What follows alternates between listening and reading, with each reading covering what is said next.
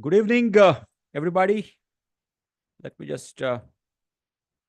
Okay, good evening. So I think on a very short notice, we have planned this program where Rajiv ji has taken the initiative to present in front of us about FMEA. Okay, so I think Rajiv ji, if you are ready, you can just share your screen and we can start the session right away. Sure, Dinesh sir, allow me a minute. I was struggling. I'm sorry I got late just No because of problem. some connectivity issue. No Um, problem. No problem. Take your time. So, are yeah. you settled now, or you need some more Ye- time? No, no, maybe a minute will help me. Sure. Sure. You can just whenever you are ready, you can just share your screen. Okay, the share button Yeah, is yeah. already activated. All right. Yeah. So, the train the trainer for the other people. Train the trainer program is a platform created uh, for everybody where you can come on Saturday 7 p.m. and present yourself. That will give you confidence. That will clarify your own doubt. That will confirm that whether the understanding is firm up. If you are able to give the answer to the people, okay. And I always propagate one theory called, um, you know, which I always believe, which is called as learn, implement, and teach. Is my voice clear or I'm also hang? Okay. Yes. So I always believe in a theory called learn, implement, and teach, right? So LIT, if you remember, LIT is learn, implement, and teach. Whichever is whichever method we are learning, first we learn it, then we implement it. I for implementation and T for teaching. And this platform has been created for teaching part of it. Okay. See, and as you grow in your career of Lean Six Sigma, it is expected from you to become a trainer. Okay. First, internal trainer. Okay. First, it is expected that you give the training to your internal team members. And as you progress, as you become black belt certified, as you become master black belt, you become a consultant. Okay.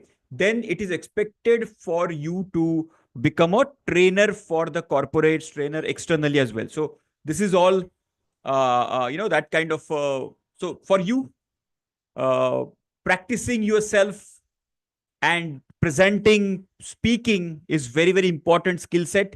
This will give you confidence. This will give you a completely new personality which even you are not aware of. Okay, so I would encourage all of you guys who are present here to take up this responsibility and continue this journey. All right. Yes. So Rajiv ji's presentation is on. So I just hand it over to him. All the best, Rajiv ji. So we have Thank up you. to 7:30, and then we will continue our regular program. Okay. All the best. Yeah. Sure, sure. Thank you so much, Dinesh. Very good evening, everyone. Sorry, we are starting 10 minutes late. Really apologies for that. And we will quickly start the topic for the day, wherein we have picked up FMEA, which is failure mode and effect analysis. This is a very vital tool, not only limited with the process mapping, kind of new process implementation, or only limited with the kind of process, but this helps you in different ways. We will quickly learn basics about FMEA, and maybe in the upcoming session we will deep dive into this particular tool.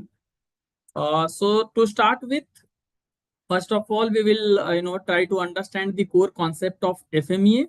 What is FMEA? Like I discussed already, a systematic proactive assessment technique used to identify potential failure and their effects.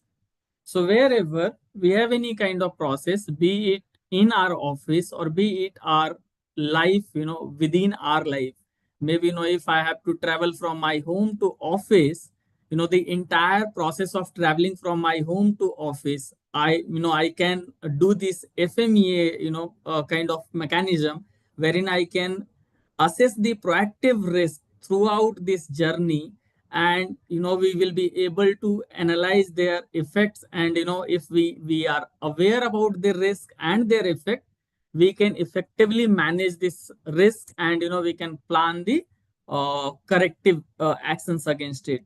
So that is about FMEA. During this next 20 minutes, we will go through few of the terminology like failure mode, effect, severity, occurrence, and detection. So failure mode is nothing but the instances which can go wrong. Maybe if, like I gave an example of I am traveling from my home to office. So let's say I have to travel 5 kilometers with my bike. The what all kind of instances may become a failure mode for me.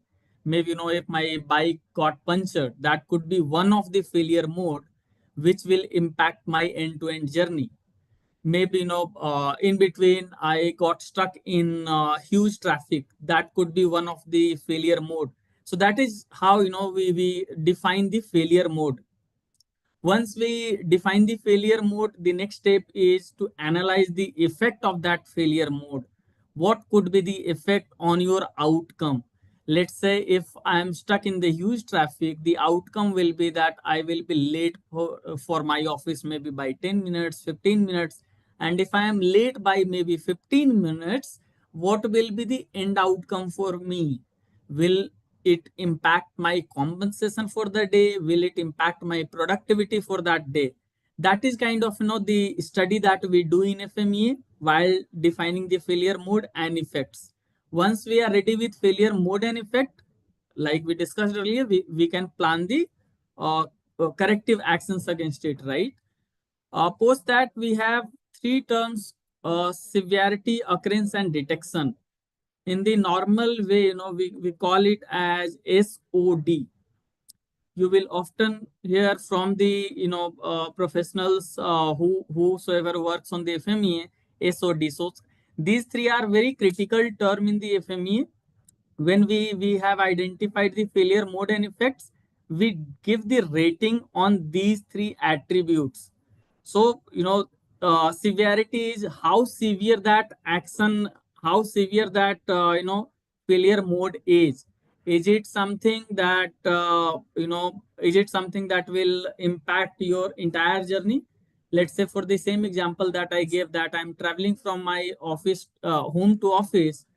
If I come across any kind of failure mode, is it that it will impact my entire day? Maybe I will not be able to reach office itself, which could be a higher severity for my case. Maybe a small traffic, maybe 2 minutes of traffic I get stuck into, this severity will be very very low, since it will not impact the hours or minute that I will get delayed to my office. So that is how we decide the severity against each of the failure mode. After severity, we have occurrence. Occurrence simply means how frequent that failure mode can occur in your system. So if I'm traveling from home to office, how frequent the I am going to face the traffic issue? How frequent I am going to have maybe a tire puncture issue? That is how we decide the occurrence of that failure mode. And last is detection. Is there any possibility of detecting the failure mode? For an example, traffic, this is something which can be detected. If I'm leaving for office, maybe I can see the maybe Google map before leaving for the day, or maybe planning my day. I can see how traffic is there on my route. Maybe I can take alternative, right? So detection is again on a scale of 1 to 10, wherein we give the rating whether the detection of this failure mode is possible. If yes, then obviously the rating will be high.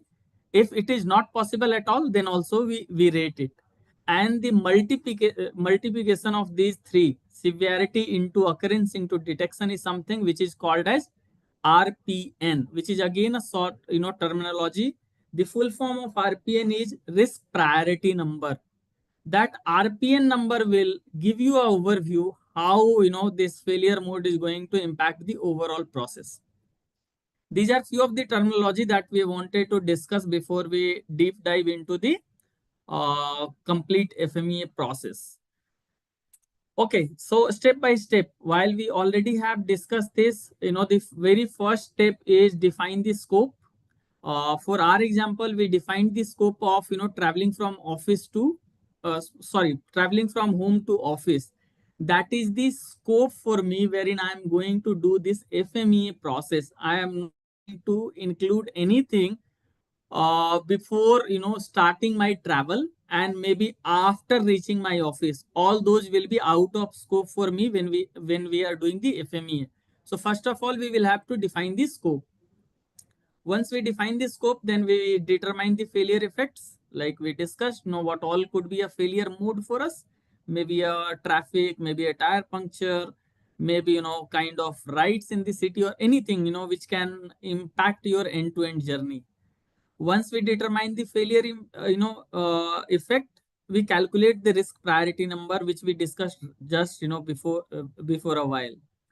RPN is nothing but severity into occurrence into detection. The number that you will get will be a RPN, which will give you a sense that how risky, or maybe how severe this particular failure mode is for your process. Once we calculate the risk priority number, then we move to step 7, which is take actions. Assign ownership and schedule to implement the corrective action. So like we said, if we have identified a problem statement, we know the severity, we know the RP and everything. Now it is time for us to analyze how we can mitigate this problem. So that is the step number 7 in the FMEA. And the last one, which is verify and document the results. So if we have implemented any action based on the complete study that we discussed, if that action has worked for us, we will create a document around it, and we will keep it for the future reference, which will be a kind of ready reckoner for the team members who can refer to it, and mitigate the risk that we identified in the process. This is the end-to-end steps for FMEA process. Maybe if we have any doubts, anything that we wanted to discuss, you can always write in the comment box. I will be more than happy to answer those queries. I will quickly move to the next slide. Here we have picked up a scenario, real world scenario, wherein we can do the risk FMEA, process for the scenario. While for our discussion, we picked up a scenario of, traveling from home to office. We have taken a scenario of brake system, wherein we will be doing the FMEA. So for us, the components are brake pads, right? So this is the in scope. The scope of my FMEA process is the brake pads. What could be failure mode into this? The premature wear. So if we have to really do a FME on the braking system, this could be one of the reason that the brake pads got premature wear. What could be effect of this failure mode? The reduced braking performance would be one of the failure the effect of this. Next is increased stopping distance. So let's say if my brake pads are well in working condition, maybe once I apply the brakes, the vehicle will stop in maybe in next 2 or 3 meters, or maybe 1 meter. But if my brake pads are not in the normal condition, it will increase the distance, the distance that vehicle take to stop. The last one can be potential accident. If brake pads are not in the normal situation, and if you are not able to apply brake and stop vehicle at the right distance, one can met with accident. So these can be the effects of braking system wherein brake pads are premature wear. Now we have to decide the SOD that we discussed in the very first slide, severity. The severity is given as 7, since this is significant reduction in the safety metrics. If the brake pads are not, maybe a good quality of brake pads, it will impact the outcome of driving. Maybe the person may end up meeting with an accident, or maybe kind of performance issue of the vehicle. Hence, the severity has been kept as 7. This can go up to 10. The cases where maybe a brake pad itself is not working at all. if it is identified that the brake pad is not working at all, that means, obviously the person who is driving will met with an accident which can be a life threatening risk. In such cases, the severity will go up to 10. Occurrence, how frequent this failure mode can occur. Obviously, since it is about the material of the quality wherein premature wear can happen with the brake pads, the occurrence has been kept as 4. This also goes up to 10 depending on the situation, depending on the kind of failure mode that we have in our hand. So failure mode is premature wear. Obviously, this is not something which will happen very often, but yes, the time passes. The if the quality of the product is not good, it will reduce the the braking system, and hence occurrence is kept as 4. Detection is kept at 6 because it is really difficult to know whether your brake pads are in normal stage or not.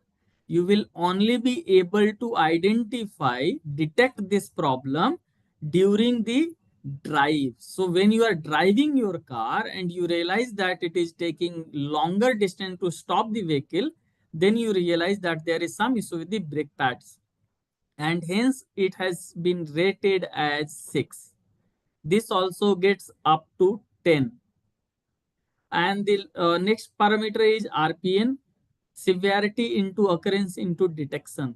We just have to multiply these three and you will get a number which is your risk priority number. Here it is 168, which is a very, very high risk failure mode.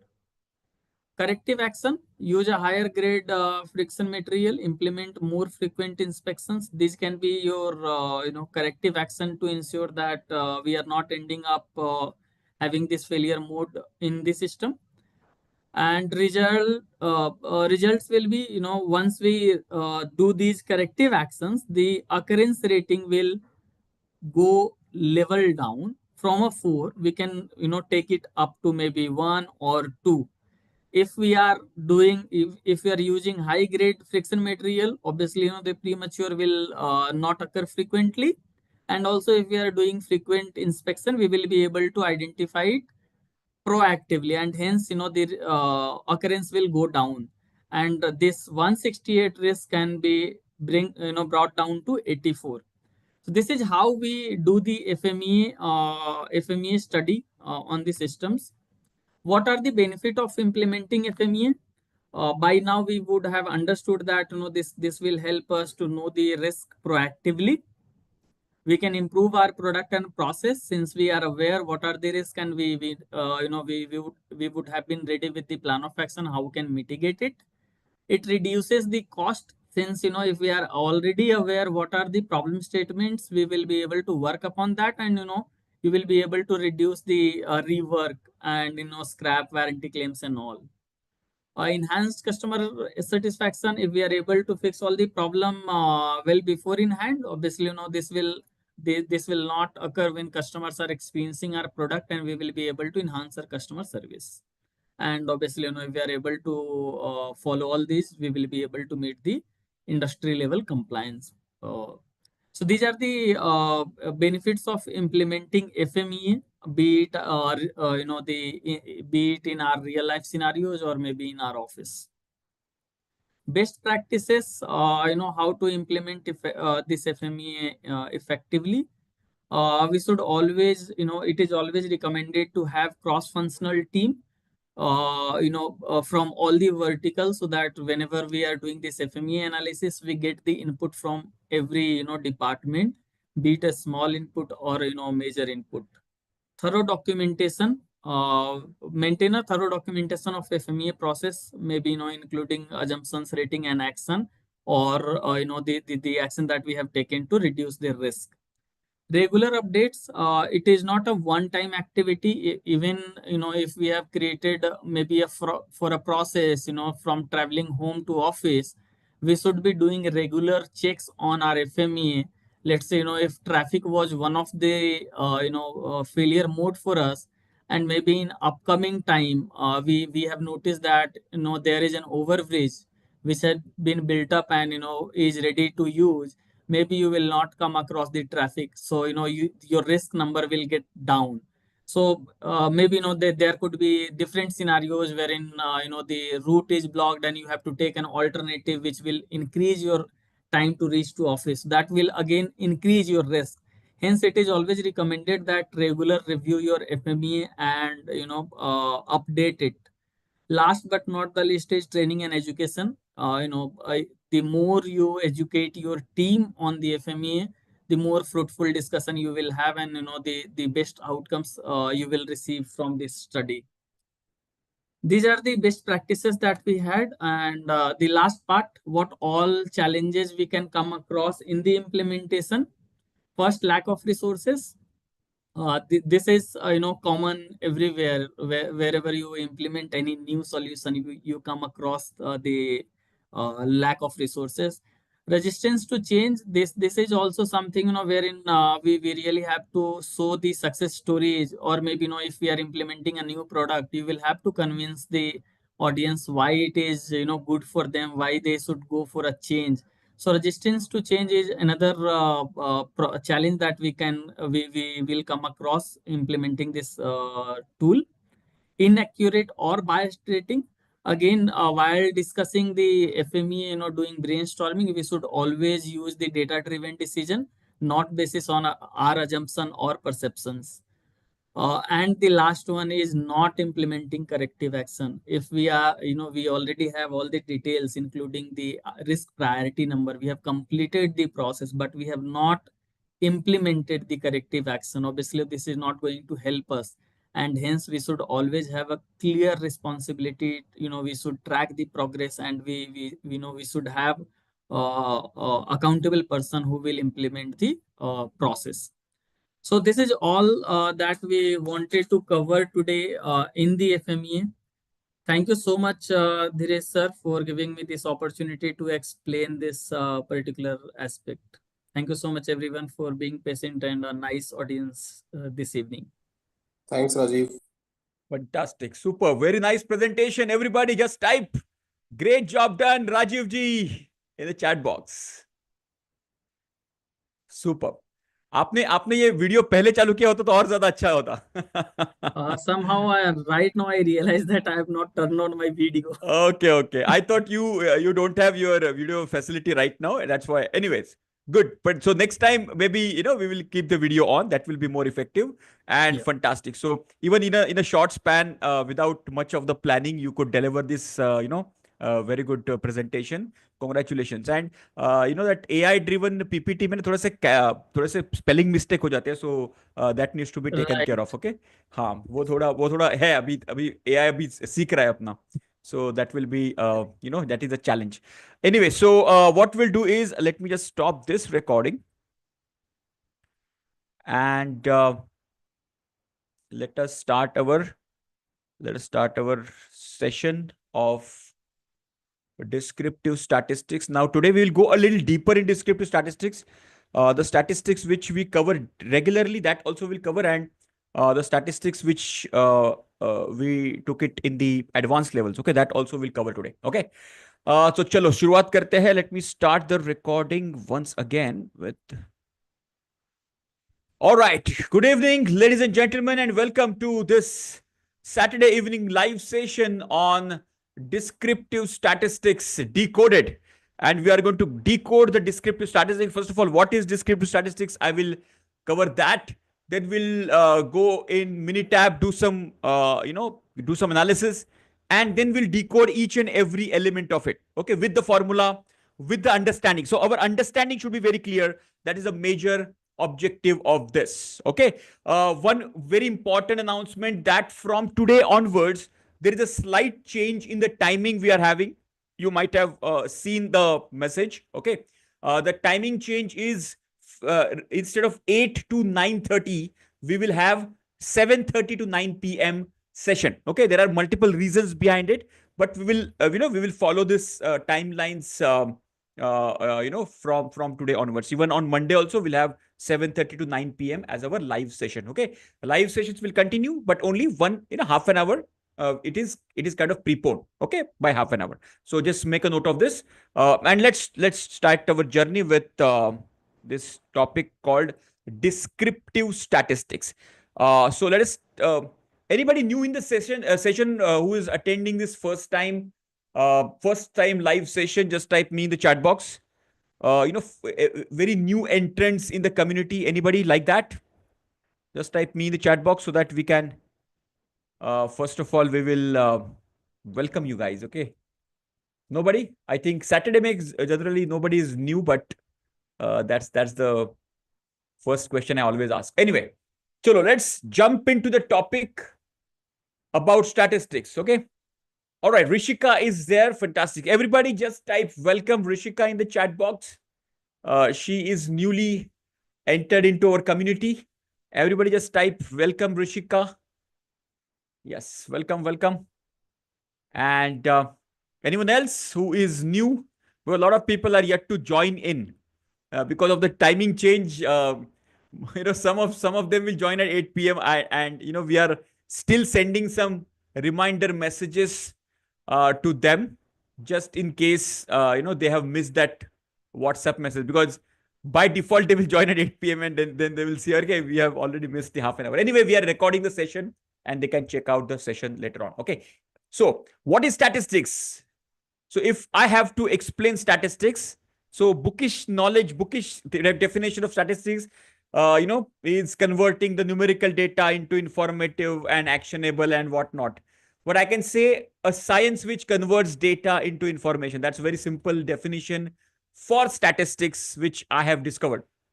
The science which converts data into information, because our brain is not wired to comprehend data. If we are given the big set of data sets on our Excel sheet or Google sheet, etc., we will not be able to comprehend them unless and until we convert them into some graph, some statistical analysis, etc. Right? So we have to convert that data into information, and from that information we have to take certain decisions, certain changes in the process, and that information will be converted into wisdom. So how data is converting into wisdom, that entire procedure, I call it as statistics. That entire science is called as statistics. Okay. So basically statistics has got two parts. One is descriptive and second is inferential. So today we are basically talking about the first part of it, which is called descriptive statistics. Okay. And most of you are, already, how many of you are already green belt certified? Just type me in the chat box. Green belt certified or black belt certified. Just type GB or BB, whichever certification you have. Just type that GB or BB certification, which certification you already have, so that accordingly. Okay, so Mitesh ji is already GB certified. Rajiv ji is, I think BB, right? Black belt certification आपका हो चुका है. अच्छा, Lenovo को नहीं, Lenovo 2.0. Yeah, you haven't yet done black belt. Okay. Okay, so a lot of you have done the green belt certification. Okay, there are a few black belt certifications as well. Okay, so in our green belt hackathon, I cover this part. Okay, so I will quickly brush through this part. Okay, the basic statistics part, so that we can understand the basic statistics. So it's an amalgamation of the basic statistics plus what you can say, some advanced descriptive statistics I'm going to cover today. Okay, so what is descriptive and what is inferential? I always give, because now IPL is also going on. So I always give cricket example because people love cricket, right? The descriptive is, let's say 5 overs match is already happened. So 5 overs, 40 runs, 2 wickets. That is the descriptive statistics. The current score is the descriptive statistics. And projected score is inferential statistic. Everybody understand this? Current score is from the 5 over sample. We have collected the data. And projected score is that entire 20 over. We are projecting the probability. We are saying that probably the team will reach out to 170 runs, 180 runs, whatever. Okay, so this is called inferential. We are inferring about the future. We are inferring about the entire population of 20 overs. 5 over is a subset. So everybody understands the population and the sample theory, right? So population is the entire, 20 overs is the population, and 5 over is a small subset of it. Everybody understands the sample. So this is sample and this is population. Everybody understand this, right? Just give me yes in the chat box quickly. All the new member especially. Very simple analogy of sample and the population. In our real life scenario also, in our processes also, in our quality checking also, we take samples and we measure the performance, and accordingly we predict that, let's say, this piece is working fine. That means whatever we are producing is working fine. So we infer about the population on the basis of the sample, and samples statistic is called descriptive. So in the descriptive, basically there are two parts. One is central tendency, other is dispersion. So today we are not going to speak about inferential statistics. Inferential में क्या क्या आता है? Hypothesis testing, regression, design of experimentation, process capability analysis, 95% confidence interval calculation. All these things are part of inferential statistics. We are inferring about a population. What comes in the descriptive? Central tendency, mean, mode, median, range, variance, standard deviation. These comes in the descriptive statistics, which we are going to learn, and much more than that. So we'll cover this quickly and then much more than that. So central tendency meaning, let's say whenever we have the data, let's say this is a data distribution. So where is the center of the data? Like this is the center, right? So center of the data can be basically presented with the help of mean, mode, and median. And what is the variation, the spread of the data?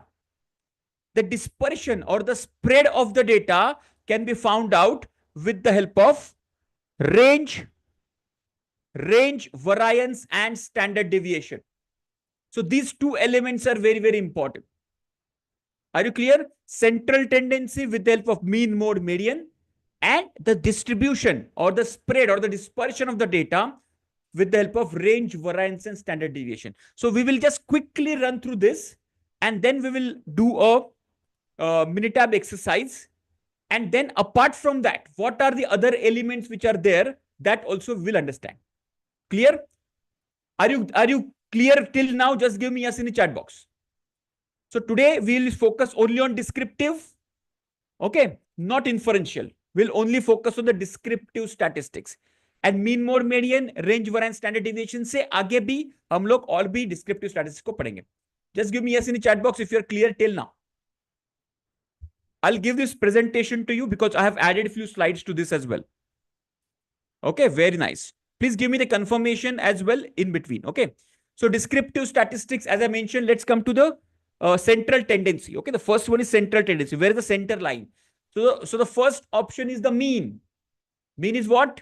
The average, simple average, right? Arithmetic average. Like, for example, if you have 5 data points like production of the 5 days, so you add them up and divide by 5 is equal to your average. Simple arithmetic average called mean. That's a very simple, the first central tendency. Okay. The second one is called mode. Mode meaning in this data set, let's say, okay, in this data set, just observe this data set and which data is frequently occurring, the most frequently occurring data. Type in the chat box. The people who have been through the Greenbelt Hackathon, they would remember this exercise because we do this in the Greenbelt Hackathon live. Yeah, which data is the maximum frequently data value, which is 75. Perfect. So you can see here 75.1, 75.2, and 75.3. So 75 is coming 3 times. That is the reason it is called the mode. Okay. And see, so if I draw this on the histogram, okay, let's say, for example, let's say 60, then 65, then 70, and 75, and 80, and 85, like that. So let's say these are the frequency classification. So in the 75, so we have three data points, right? So 1, 2, and 3. So for 75, I will have something like this. Okay. Then I might have, data points like this. So I will get this kind of a distribution. Are you clear? I'm just giving you a very simple example. So similarly, the classifications are decided, and then these, similarly, those bars are plotted, and the center, the highest, the tallest building, it's called the mode. So this is called the mode. The tallest building is what? 75. That's why 75 is the mode. Clear? So maximum frequently occurring value is the mode. Yes? Are you clear with this? Mode clear hai? Everybody? Just give me yes in the chat box. The 75 is the maximum occurring value. That's why it's called mode. Now, apart from 75, there is 80, which is twice. 80 is coming twice. Imagine there is another data point, which is 80. So now I have got 75 three times and 83 times. 1, 2, and 3. In this scenario, what will be my mode? Type in the chat box. So I've got 75 three times and 83 times. What will be my mode?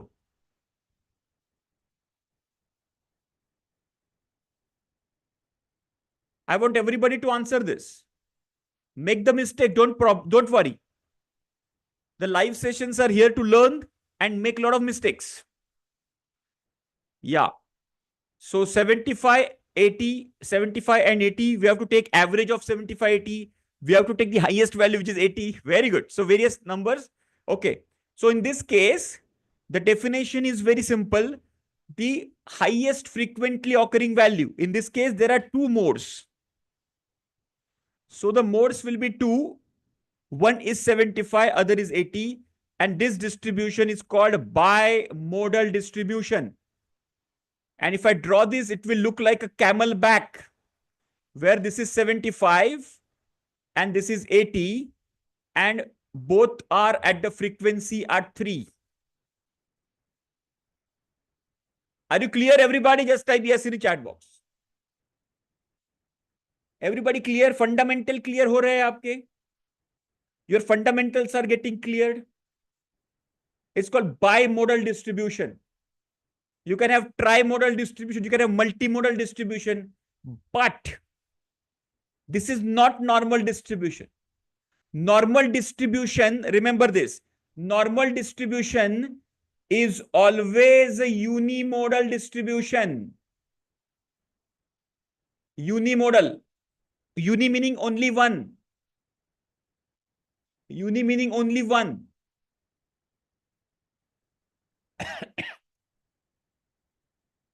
What if the sample is higher in the number? Sample will always be higher in number. Doesn't matter. Let it be 5, 50, 100, 500, 5,000, 50,000, 5 lakhs. Doesn't matter. Whichever value is maximum frequently occurring, that will be the mode in that data set. Simple. Clear? Okay, so normal distribution is always symmetrical distribution and it only has only one mode. Bimodal, even if it is symmetrical, does not mean a normal distribution. Normal meaning only one mode. Clear? There is another distribution. Okay, for that matter, let me give you another distribution where all the data points,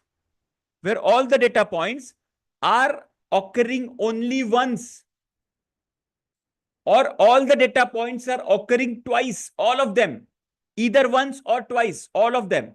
What will be? So it will look like this. If I plot that distribution will look like this. Correct? Yes or no?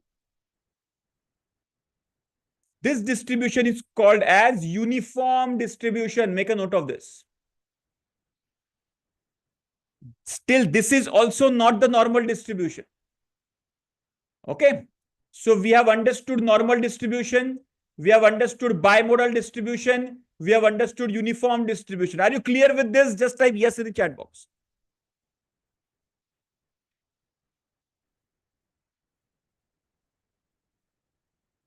Everybody. Any question, any doubt, please let me know in the chat box. I will answer them. Clear है यहां तक? Super clear? Yes, very good. Question पूछो, question पूछो, कोई भी doubt है question पूछो, type in chat box and I will answer that question. Okay, let's come to median. Green belt black belt certified लोगों के लिए रिफ्रेशल है, बट उसके बाद में हम लोग थोड़ा सा एडवांस जाएंगे। Will go a little advance today.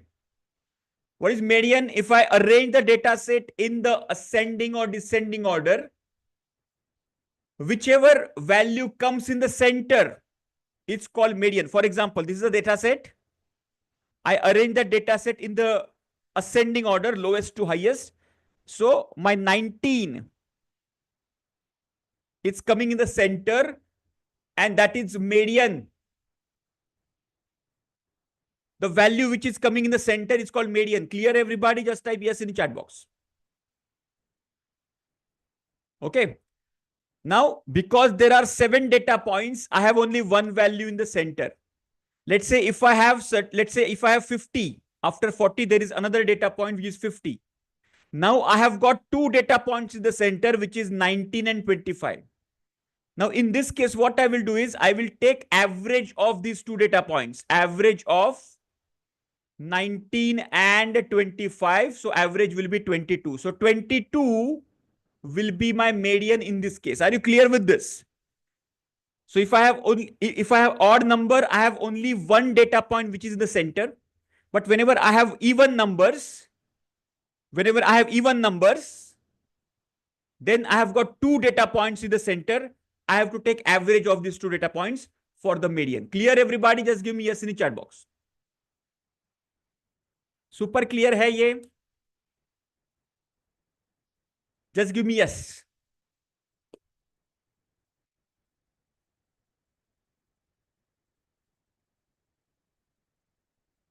Clear. Median clear hai? Everybody? Doubt पूछो?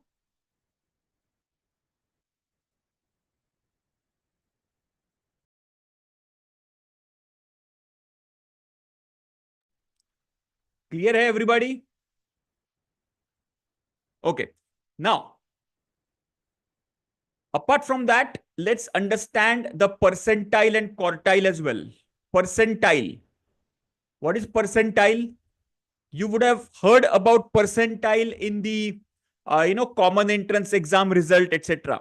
Okay, IIT JEE ka result, that they declare the percentile of the result as well. Yes, how many of you have heard about the percentile during that? And there are various other formats where percentiles have used. What is percentile, by the way? What is percentile? Percentile is nothing but, so I always explain, first rank considering 100%. So the highest wala percentage, correct. So the highest wala percentage is considered to be the 100%, and followed by that they divide that. Okay, so in a simple format. Okay, if this complex percentile formula, if I have to explain to a 5th standard student, एक 10 साल के बच्चे को सिखाना है, तो how will I explain in a very simplistic manner?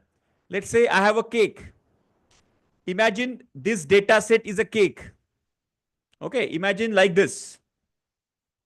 Now I have to divide this cake into equal 100 pieces. I have got 100 students in my room right now. I have to divide this cake into 100 pieces. It's a horizontal cake. Okay, so I have a knife and I start cutting this. How many cuts I have to make this entire cake, divide this entire cake into 100 equal pieces? How many cuts I have to make? Type in the chat box, everybody. How many cuts I have to make? Quickly type.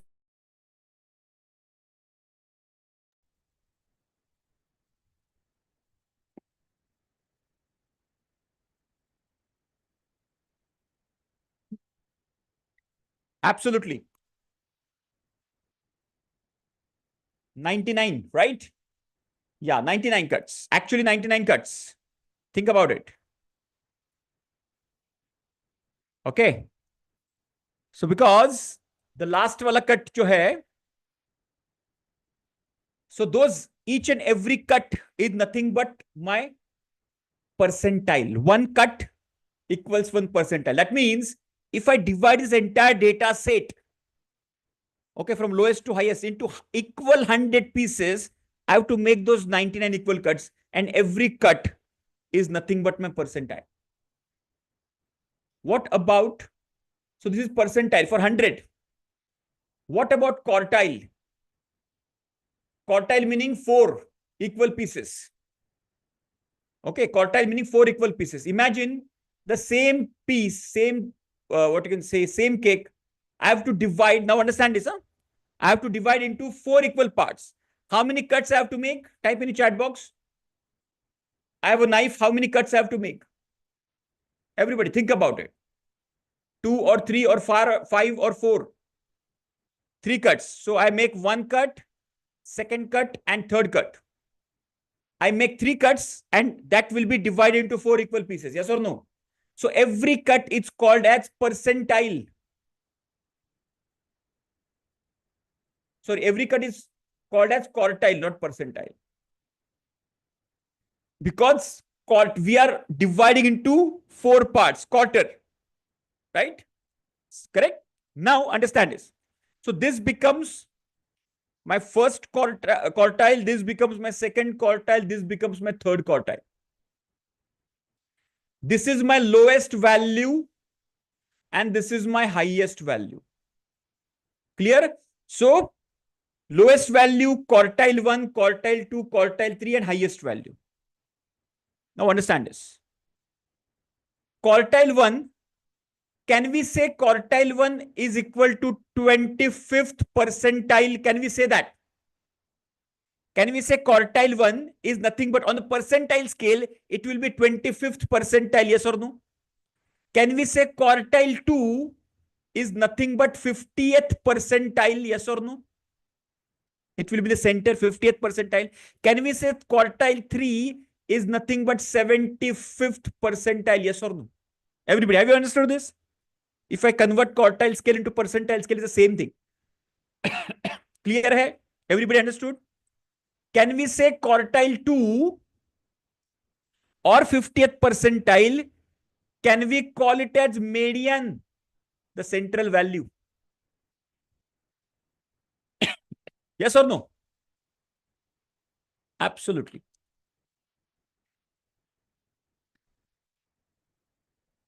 So in this data set,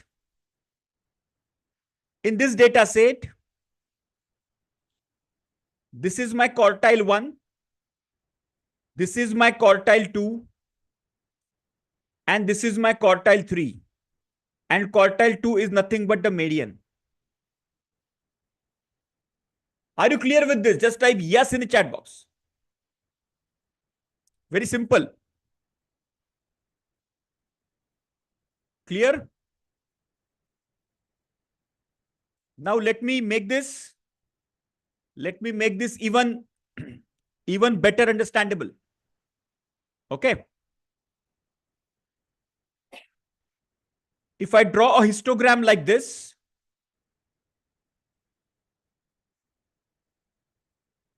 okay, and if I draw a quartile like this,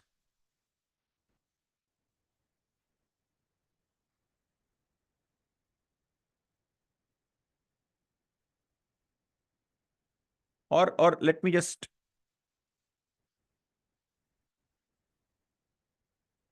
okay, so this part between quartile 3 and quartile 1, this portion is called as interquartile range, IQR. Between quartile 1 and between quartile 3, these two parts, if you see here, 50% of the data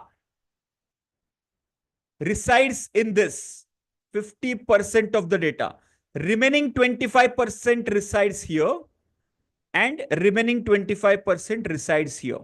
Are you clear? I'm talking about these two parts.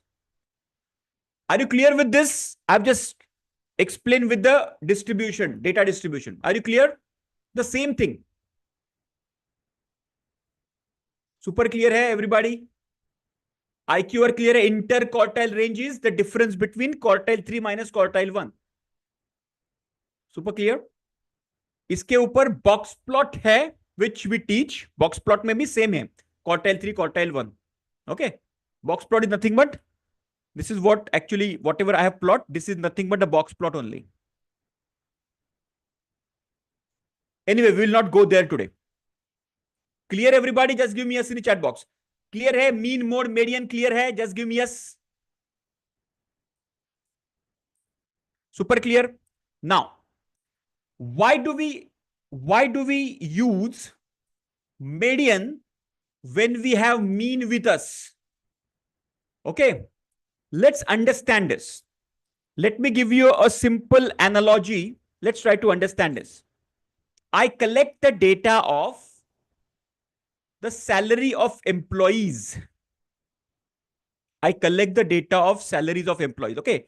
So first employee has CTC of 6 lakhs per annum. Other employee has CTC of 7 lakhs. Other employee has 9 lakhs. Somebody has 10 lakhs. Another employee has 12 lakhs CTC. Okay. Can you calculate mean and the median of this data set? इसका पहले mean निकालिए, 6, 7, 9, 10 and 12. First mean and then median and type in the chat box. Everybody do this exercise. So this is CTC exercise.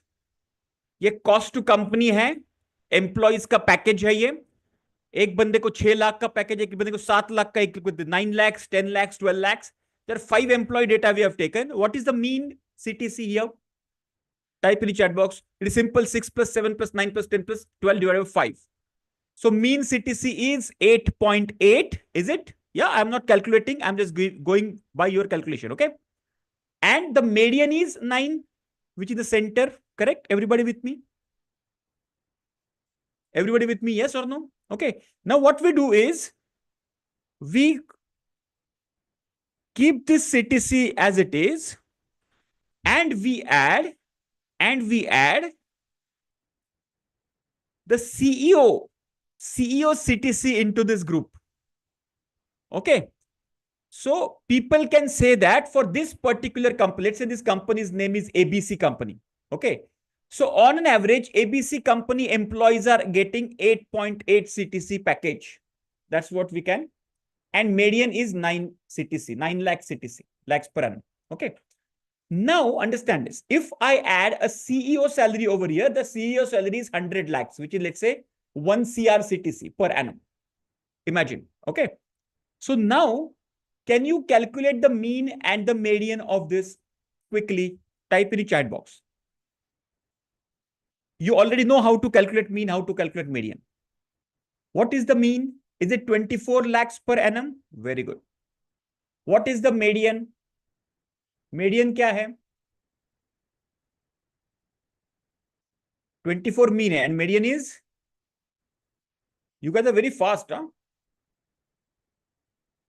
हाँ जी, median क्या होगा? Is it 9.5? Why? Because now we have the even number. We have 6 numbers. So we have 2 values in the center, 9 and 10. We have to take average of that, which becomes 9.5. Now understand this.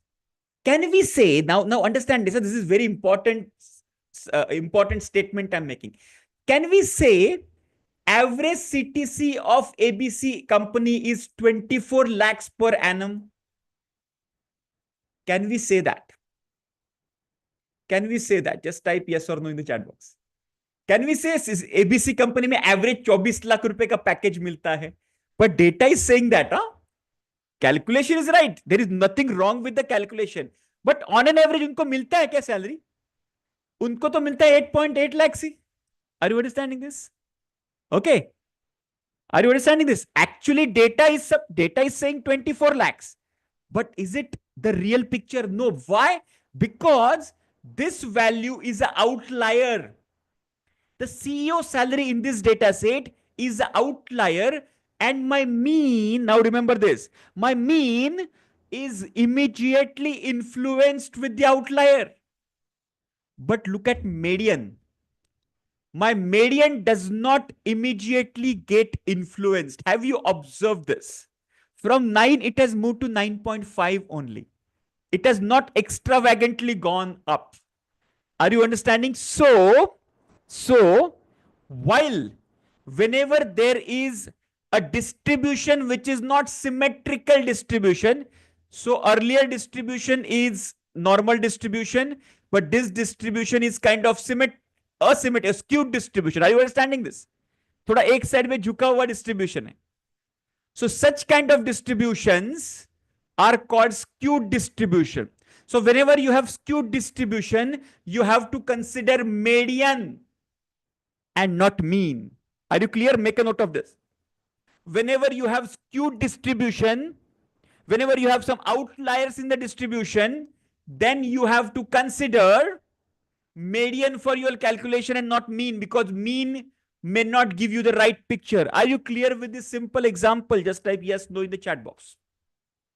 Clear with this simple example? Very powerful example. And that will satisfy your query that why have we calculated median when we have mean? Mean के होते हुए median की क्या जरूरत है? So this is the जरूरत. Whenever we have distribution which is non-normal, you calculate median, you rely on median. Both are very important characters. Mean and median. Clear now, everybody? Just give me yes in the chat box. Super clear है ये? With me, everybody, just give me yes. कोई doubt है तो पूछो, ठीक है? Because everybody is saying yes, yes, understood. Don't type yes in the chat box. If you have any doubt, let it be very simple doubt, but ask this. I'm encouraging you to take out all your doubts. Okay? And I will do my level best to clarify those doubts.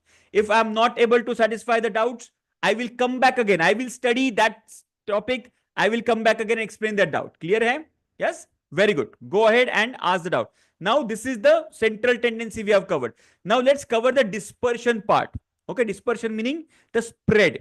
How do we calculate the spread? Range, variance, and standard deviation. The range, variance, and standard deviation. Okay, so let's calculate the range here. So the dispersion is nothing but, first, a basic dispersion calculation is range. Range is very simple. The maximum value minus minimum value. Very simple. Okay, let's say, for example, here is, you have got 6 or 7 data points. You have got 6 or 7 data points. Now, what is the maximum value, which is 850, 900, and the minimum is 300. So the range is 600 data points. Okay. Yogesh, you want me to explain again? What you want me to explain? Earlier wala thing, median wala example, which specifically you have not understood, let me know, so that I can repeat again. So if I have to summarize the last point was, see, there are distributions which is normal distribution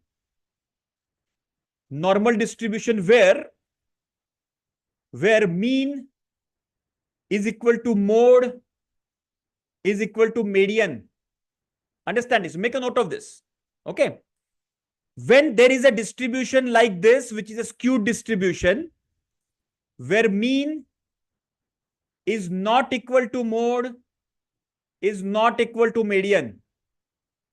So whenever you have normal distribution, you can consider mean as your central tendency. Whenever you have skewed distribution, you better take median as your central tendency.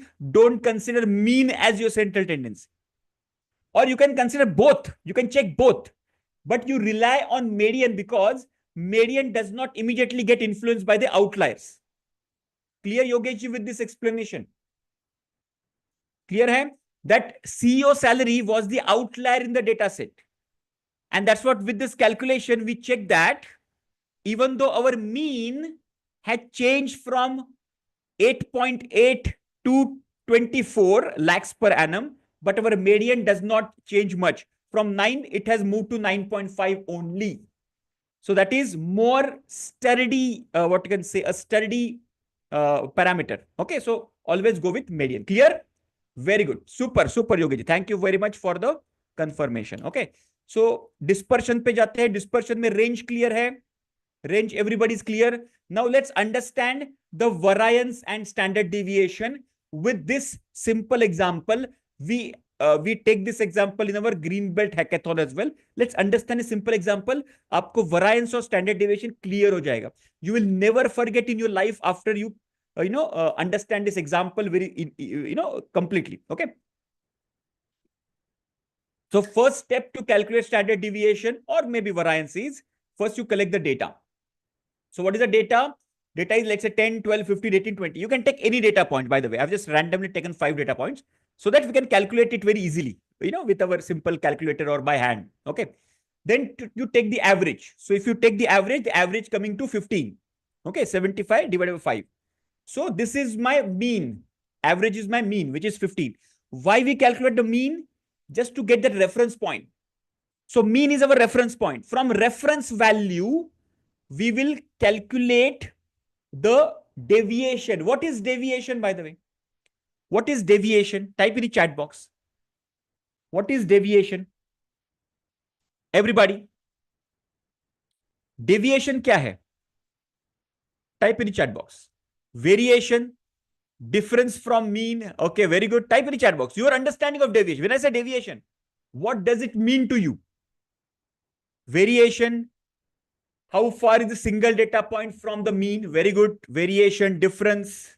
Yeah, difference between what? That is very important. Difference between what? That is very important. Very good. Super. Now, understand this. When we, let's say, when we see the cricket, okay, there are 3 stumps in front of the bowler, right? And of course, there is a batsman standing before that. But the bowler is aiming at the stump. But do you see every time the bowler hitting the stump? No, right? There is always some variation in the bowling. Sometimes it goes on the off side, sometimes it goes on the left side, etc. Even in the height of there is a variation. So height on the width, height on the the variation in the height as well. So there is always a variation in the bowling. If I draw the bubble diagram, okay, bubble diagram of the bowler, you will see the variation. If I draw a diagram of the shooting, okay, the gun shooting or the pistol shooting on the target, you will see the variation. So when I say variation or the deviation meaning the distance from the target value. In this case, in the difference from the target value, exactly. The deviation meaning the distance from the target value. In this case, because there is no target given right now, we consider the mean, the average as our target. So average becomes our reference value. In the shooting game, we have that red spot in the center, right? Or that black spot or white spot.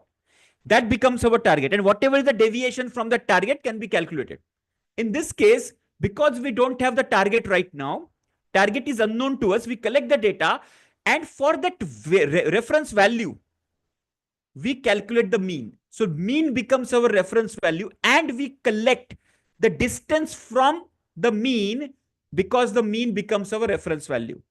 Understand this? Okay. So we first collect the data, then we calculate the mean, and then we calculate the deviation from the mean. Okay. So now if we check 15 is a reference value or the mean, let's calculate the deviation. So first value is 10.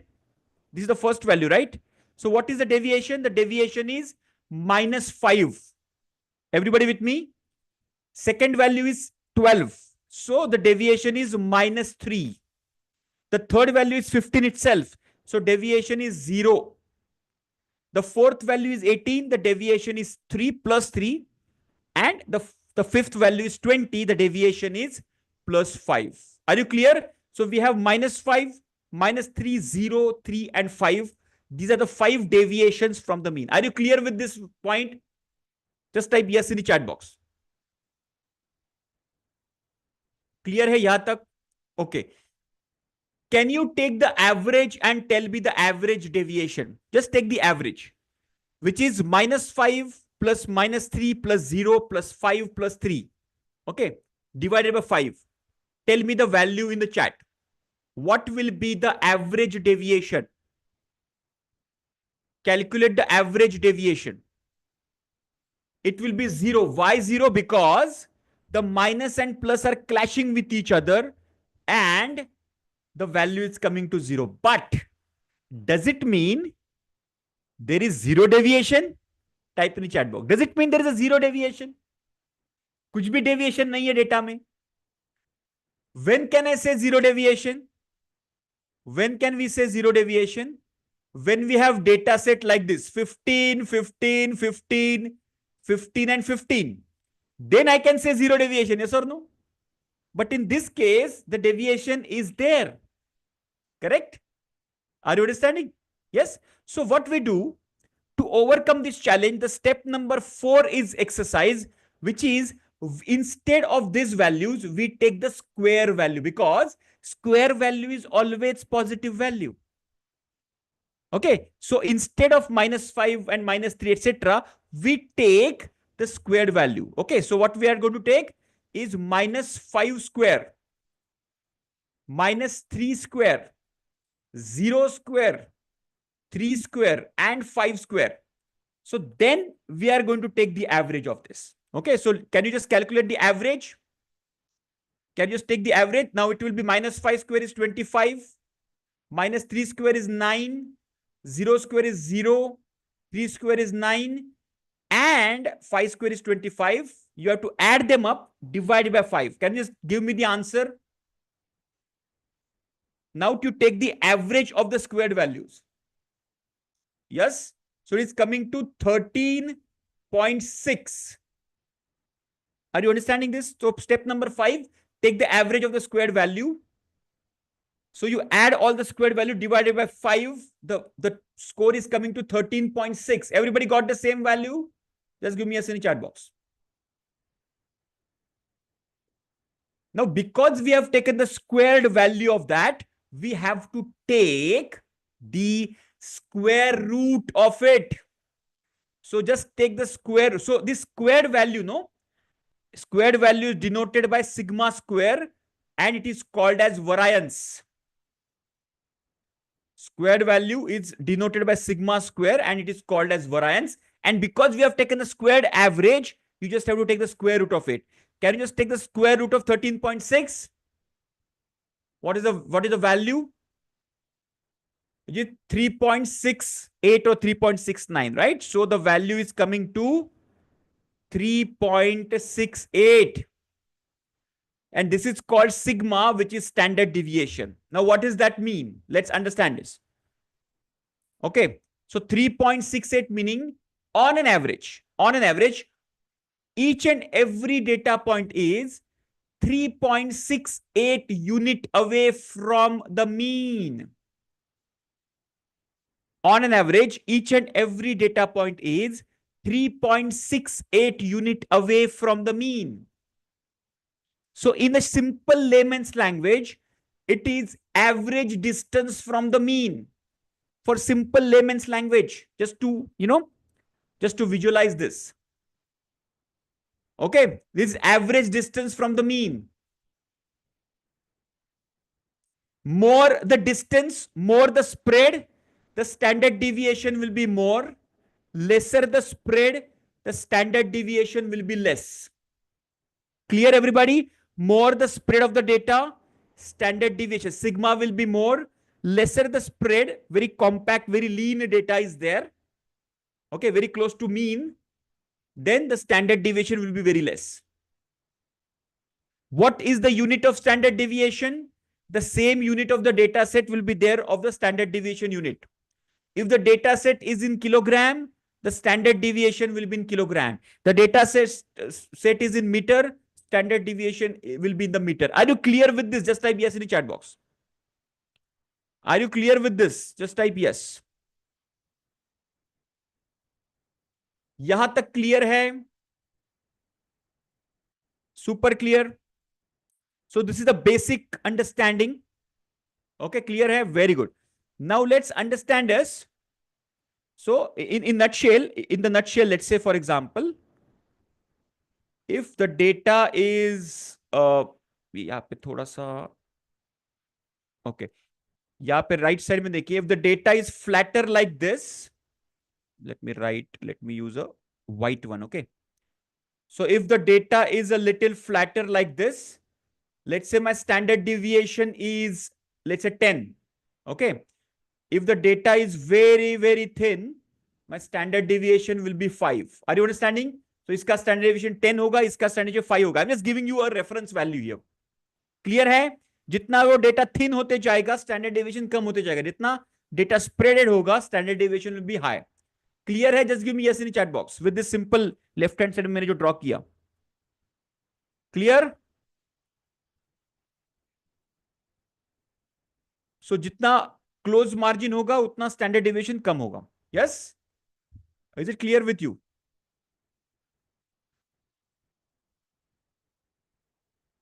Very good. Okay, let me just.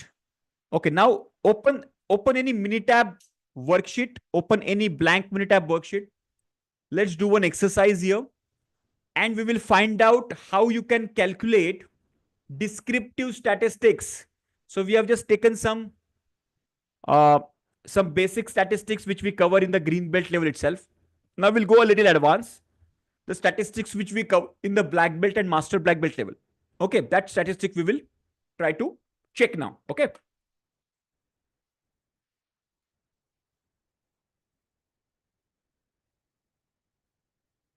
Everybody, just ready with the data? Say open with the Minitab. Just give me yes as a confirmation once you are ready with that.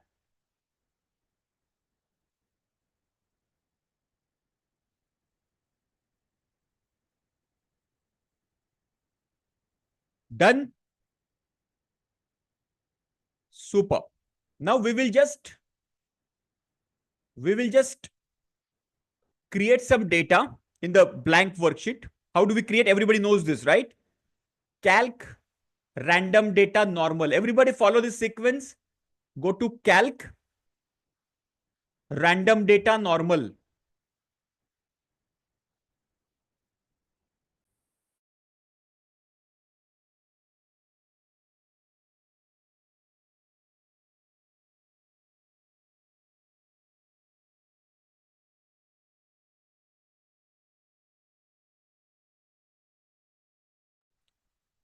Yes. So go to calc, random data, normal. Just click on that. Now we will generate, let's say 50 data points. Just type 15, the number of rows data to generate 50. And we'll store the column C1. That's it. We will randomly generate 50 data points. Okay, it will be continuous data, which software will automatically generate. We don't have to care about it. Okay. Everybody, I repeat again. Calc, random data, normal. 50 data points we are generating, and we will store it in the C1 column and click on OK. That's it. And these are the 50 data points. So your data will be different. My data will be different. Okay. It doesn't matter. Everybody has done with this step. So now we have learned how to generate the data in the Minitab software, random data. Now, if you don't have data for calculation, you can take this data for analysis. Okay. You can generate as many data points as possible. Ho gaya, everybody? Done. Super. So now descriptive statistics karne ke, we will learn 2 steps today. How to calculate descriptive statistics. Okay. First, go to stat, basic statistics, graphical summary. Stat, basic statistics, graphical summary. Everybody follow this path. Stat, basic statistics, graphical summary. Click on that. Select C1 in the variable and say OK. Select C1 in the variable and say OK. Okay, you will find this. Click on, variable mein click karo, C1 ko select karo and click on OK. You will get similar kind of diagram. Everybody got it? Just type yes in the chat box.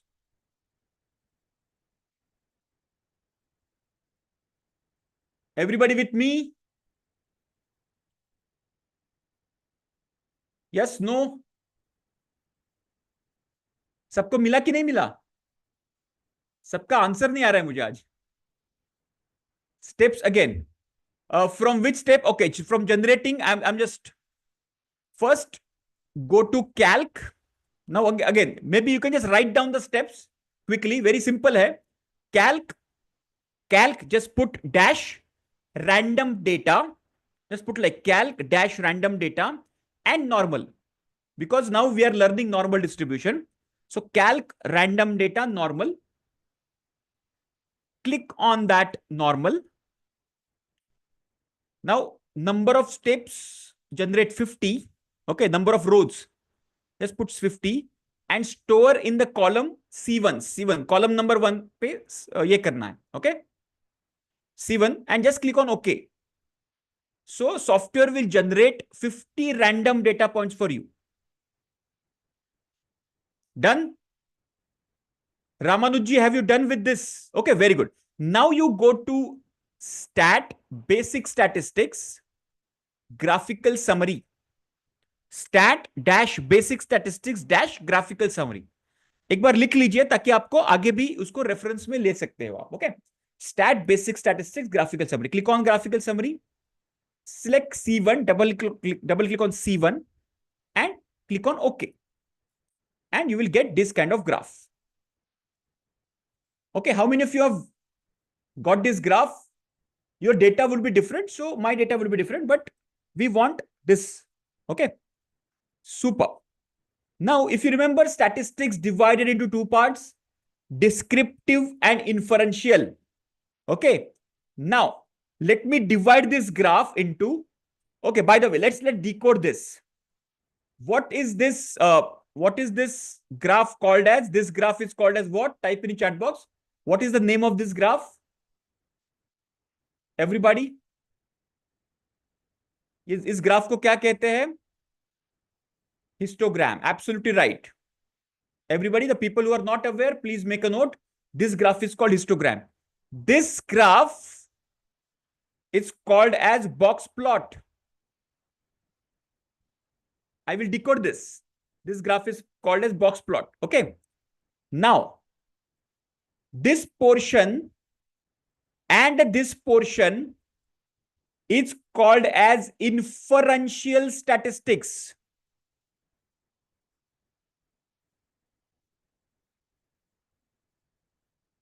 This is also inferential statistics.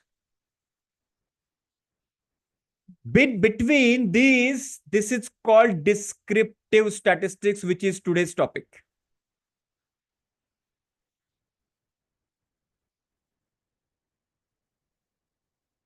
Descriptive is about the sample. Whatever 50 data points we have taken, that is called the descriptive statistics. The analysis of that sample data is called descriptive. And inference about the population is called inferential. So, ye part hai na, ye, this part and this part is inferential statistics. Are you clear? Just give me yes in the chat box. Are you clear with this? Clear hai? Very good. Now, let's come focus on descriptive. I will speak about inferential a little, but our today's focus is on descriptive statistics. Okay.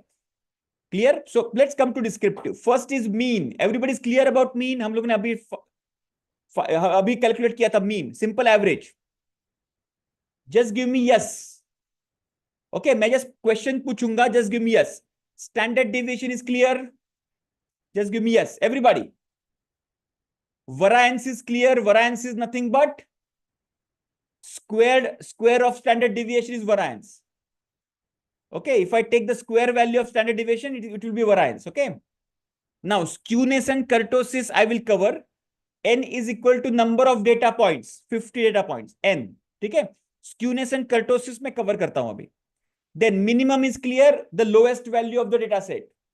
Okay. First quartile. Is it clear? Just type yes in the chat box.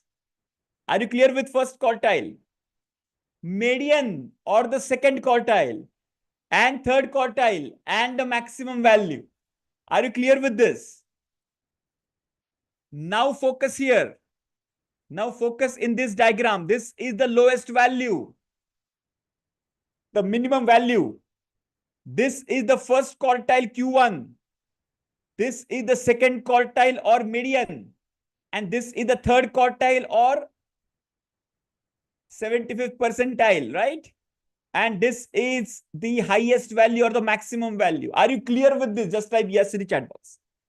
The same thing, the cake wala example. Can you correlate now with this? Clear hai? So whichever data set, whether it is 5 data points, 50 data points, you can calculate mean, mode, median, everything you can calculate. So mean यहाँ पे मिल गया, median यहाँ पे मिल गया. Everybody clear till now? Everybody with me? Just give me a yes in the chat box. Okay. Very good. Now, what is Anderson-Darling normal? Look at this part, which is inferential statistics. Today, we are not covering inferential statistics. Okay.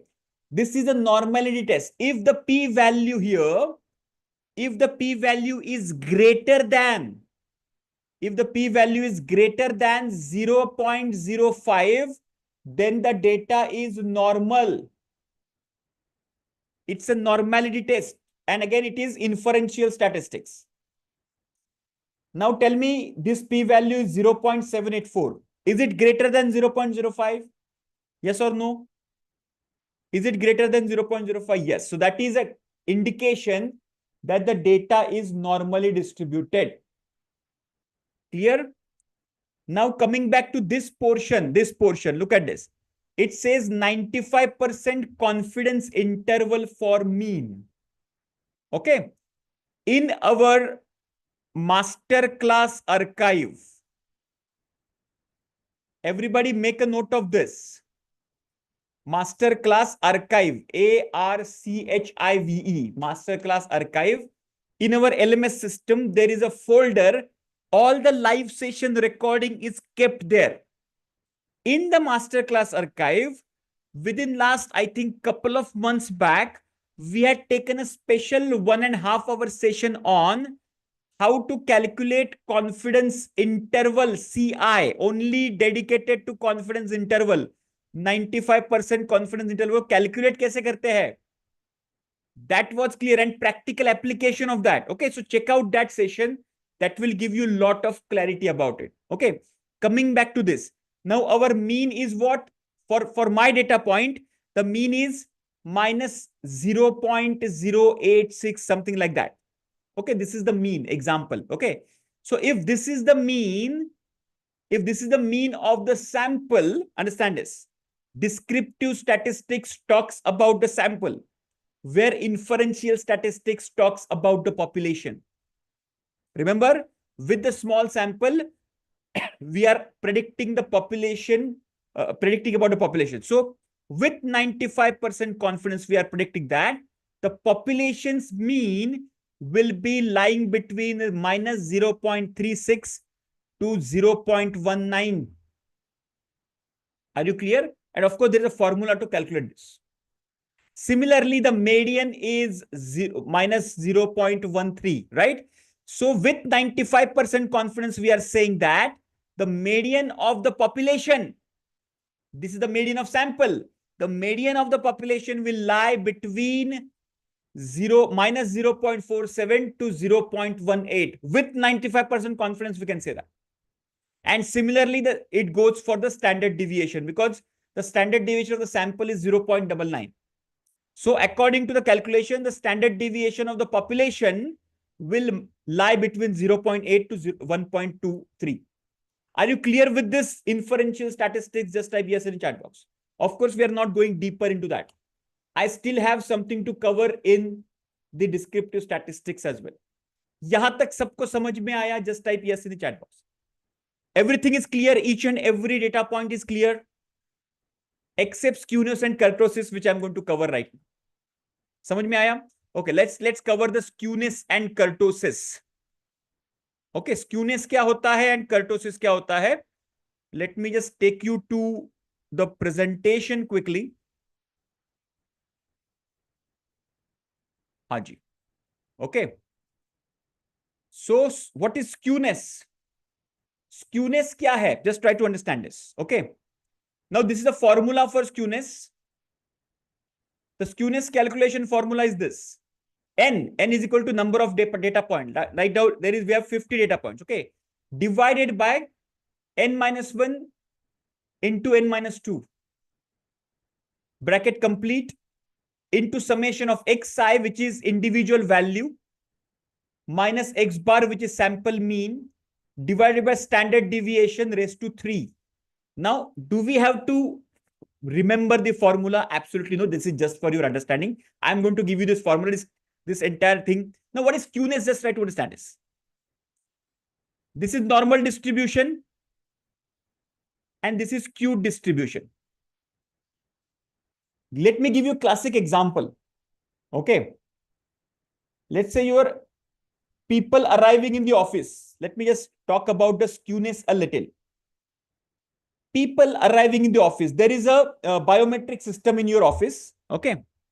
And generally, if you collect the data, let's say this is 9 o'clock target. People will start pouring in from 8:30. Some people will pour at 8:40. Some people 8:50. Some people 9:10.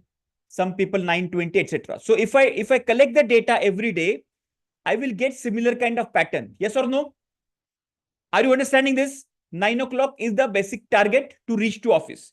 Some people will come early, some people will come late. Maximum people will come at 9 o'clock. Everybody is clear? Just type yes in the chat box. हाँ, yes, example, yes, CEO salary भी हम लोग कर सकते हैं. Clear everybody? Yes? Now someday, the biometric system fails. Biometric system fails, and you get the, employees get the information that it will take 1 week to repair the system. So there is no tracking of this. Your biometric is failed. There is, the CCTV camera is failed. And now they are using simple register or something like that, or a basic system. Now your data distribution will look like this. How many of you have understood this? Just type, this is my target of 9 o'clock, but majority of the people will come here after 9:10, 9:50, because there is no checking system.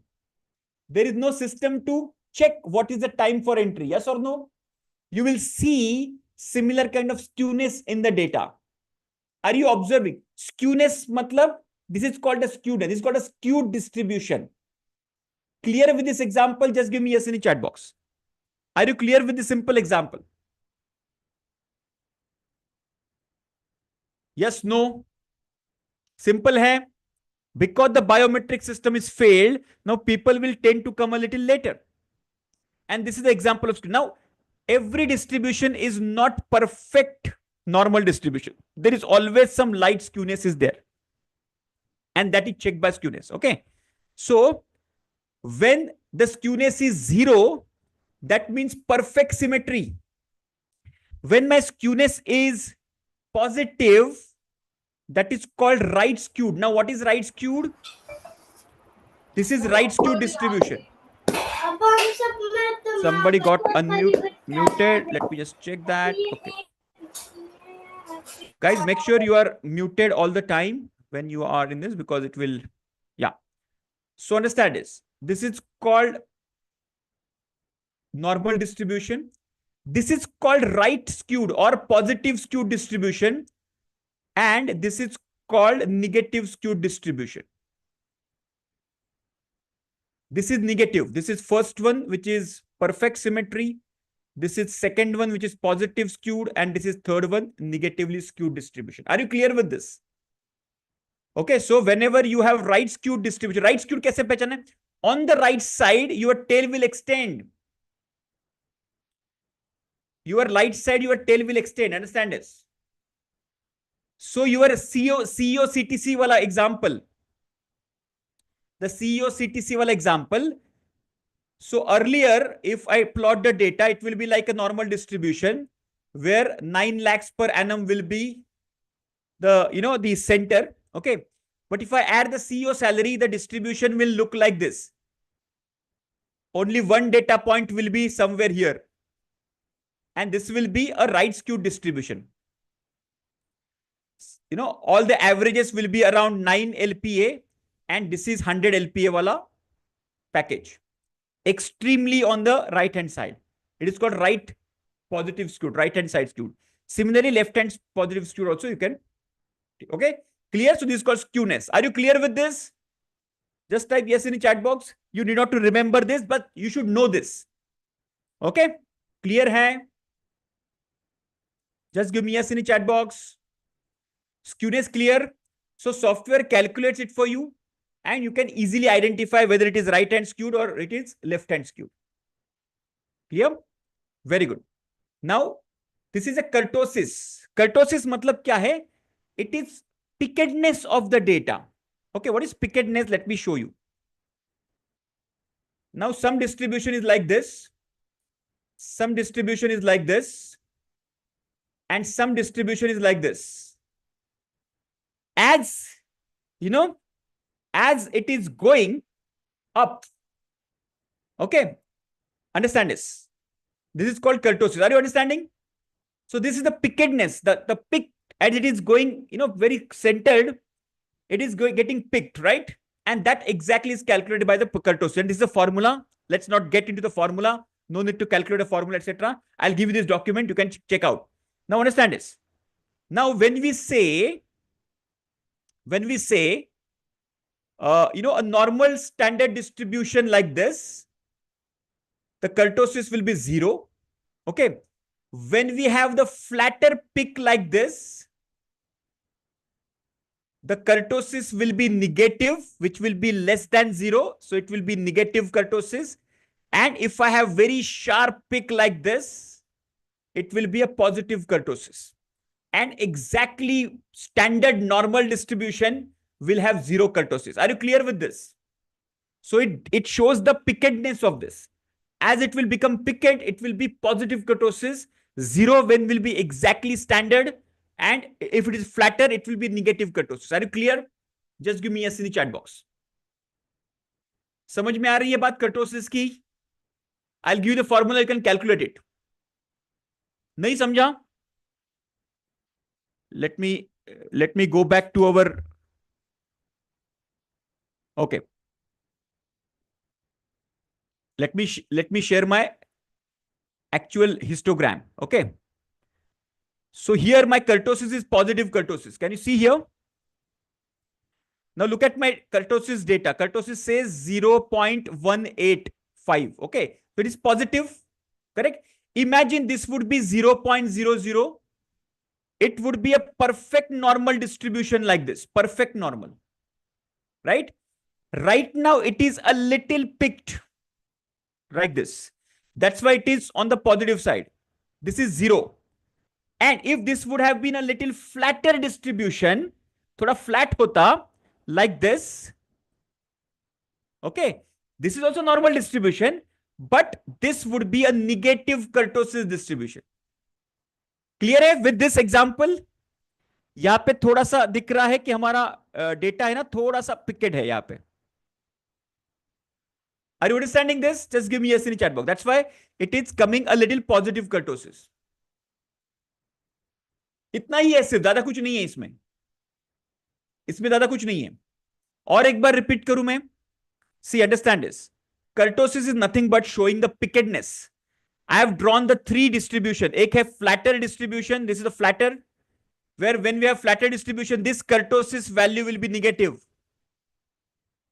When we have perfect standard normal distribution, the kurtosis value will be 0.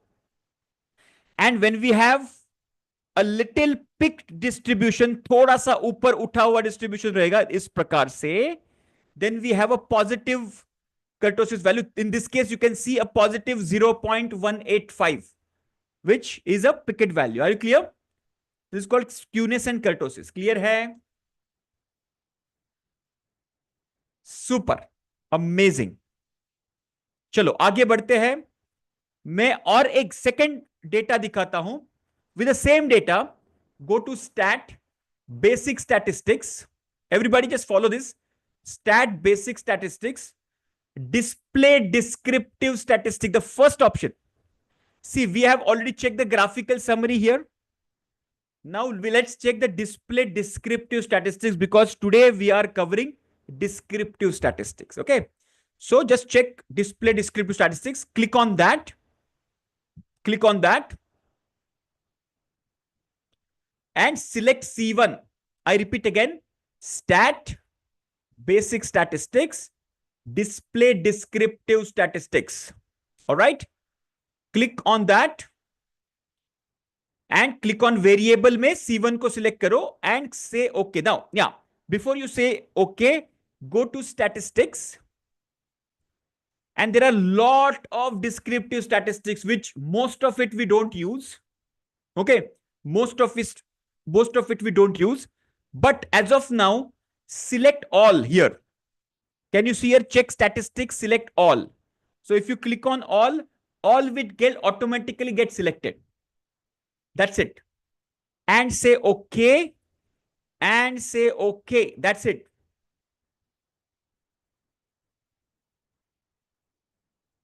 Everybody got this? In this sessions folder, you would have received all these different data points.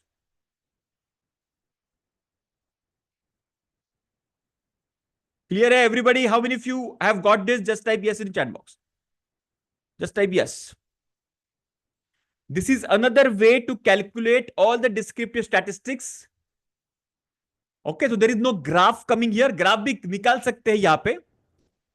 Graph भी निकलता है, but let's focus on this only. Clear? आया सबको? Very good. See, यहाँ पे graph भी निकलते हैं कुछ, let's not focus on graphs. यहाँ पे देखिए हिस्टोग्राम है, इंडिविजुअल वैल्यू प्लॉट है, बॉक्स प्लॉट है. If I click on OK, it will give me some graphs as well. Okay, look at this. Some individual value plot, some histogram. Okay, so histogram, simple histogram and with curve histogram. Okay, and this is a box plot of this data point and this is the individual value plot. ये सब चार graph यहाँ पे दिखा सकते हैं. But we are not interested. We are interested in this. We are interested in this. Okay, so just to understand this, let me just take you to let me just take you to this table. So this table, I will give it to you. You can just check out this table later. Let me just quickly take you to this. So whatever is covered in those data points, all is covered here. Okay, so there is something called n. N is equal to number of data points. Okay, number of data points. Missing n, there is something called missing n as well. What is that missing n? Let's say out of 50, in the data set, there could be some data point, some value would be blank value. Okay, so those number of data points can be called as missing values or number of missing data points in the data set. Clear? Okay, then comes the mean, which is simple average of all the values which we have already calculated. Then standard error, or it is called as standard error of mean. Now, what is standard error of mean? The formula is standard deviation divided by square root of n. Standard deviation of the data set divided by square root of n is a formula of standard error of mean, which estimates the variability of the sample mean. Which estimates what is the variability of the sample mean. So we are expecting this value to be the lowest value. Standard error of mean जितना low रहेगा उतना हमारे prediction अच्छा रहेगा. Okay, the variability of the sample mean it is establishing. Okay, for the for this particular data set. Okay, then there is something called trimmed mean. TR mean. TR mean. What is TR mean? Mean after trimming extreme value. Okay, you remember the CEO's salary value data calculation. So if we select the trimmed mean, that CEO value will be trimmed off from the data set and only the remaining values mean will be calculated. It is called trimmed mean. So it basically eliminates the extreme value from the data sets. So if this is my data set, okay, so these kinds of extreme values it will trim off, which is unnecessary inflating the mean. So have you realized that because of the CEO value, our mean was from 9 LPA has gone up to, from 8.8 LPA, it has gone to 24 LPA. It unnecessarily inflated the mean. Yes or no? Everybody remember that? Correct? Everybody just type yes or no in the chat box. You remember that, right? Very good. So when that value is inflating, that you know what that, what you can say, that extreme value, that extreme value is inflating the mean. So trim mean basically trims off that extreme value, and then the mean is calculated. All right. Everybody with me? Just give me yes in the chat box. I'm not getting enough responses today. Are you learning something new today? Are you learning something extra today? Just give me yes in the chat box. Very good. Very good.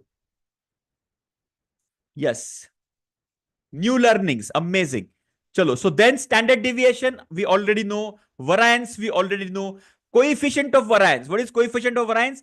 Ratio of standard deviation to mean into 100. That means standard deviation sigma divided by x bar is ka percentage into 100. And this is called coefficient of variance. Again, coefficient of variance, lesser the variance, lesser the variation, more the variance, more the variation. Now, coefficient of variance is used in different statistical calculations next. Okay.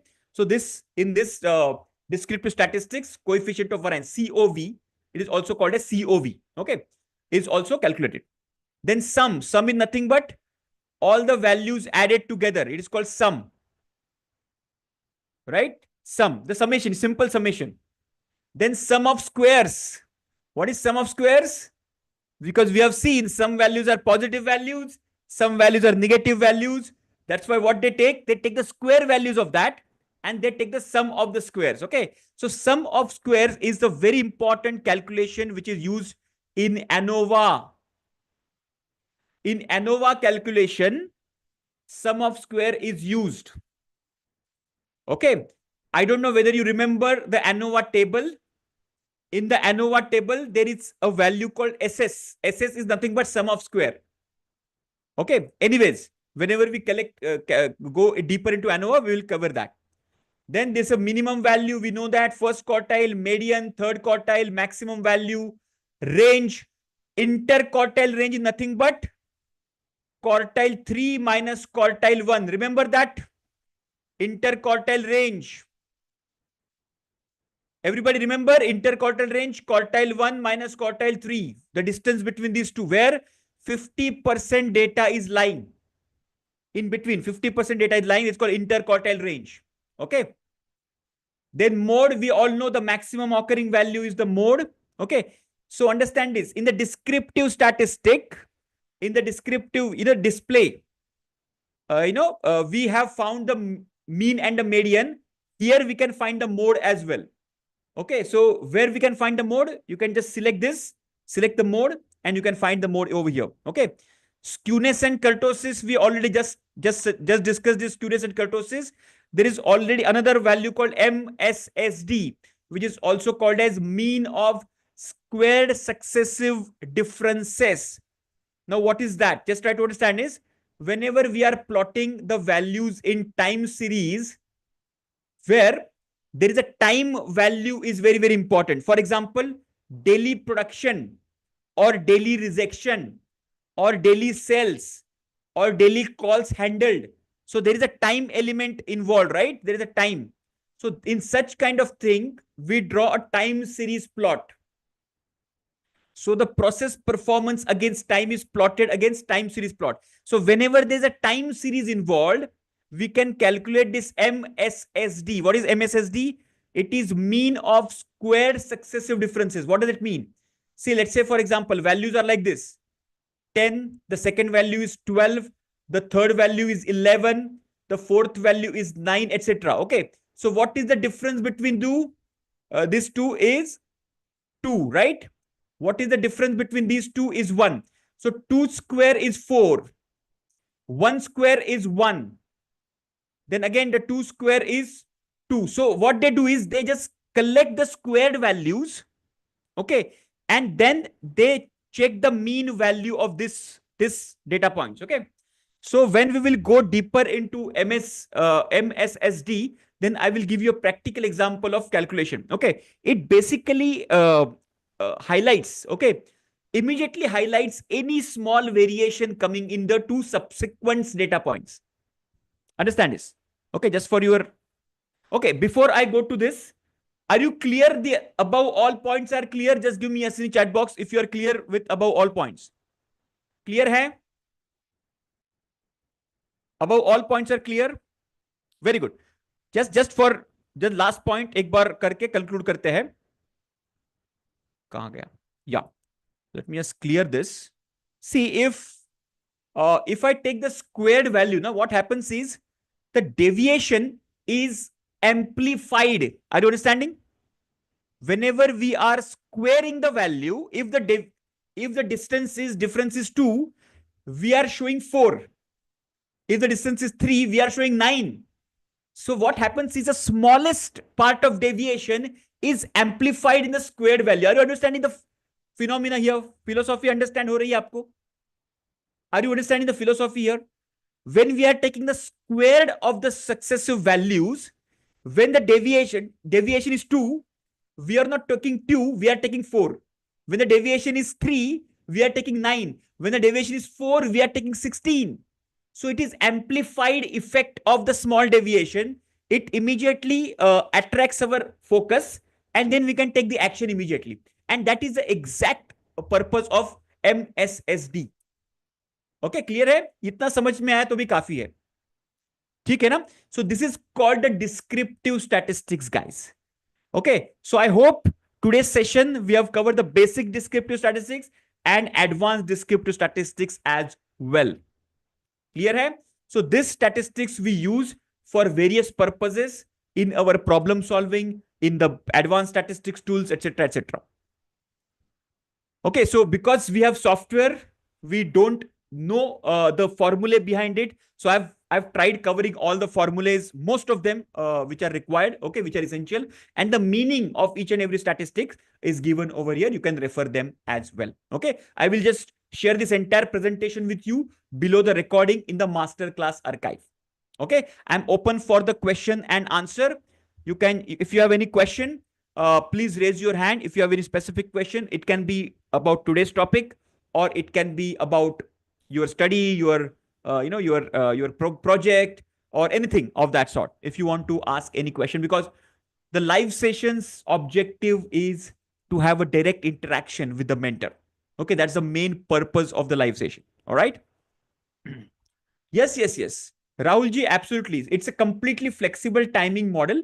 So whenever you are done with your, study of the green belt curriculum, okay, just check two things. One is the hackathon recording, which is kept in the curriculum itself. Okay, check out that. And there is a sample questionnaire given.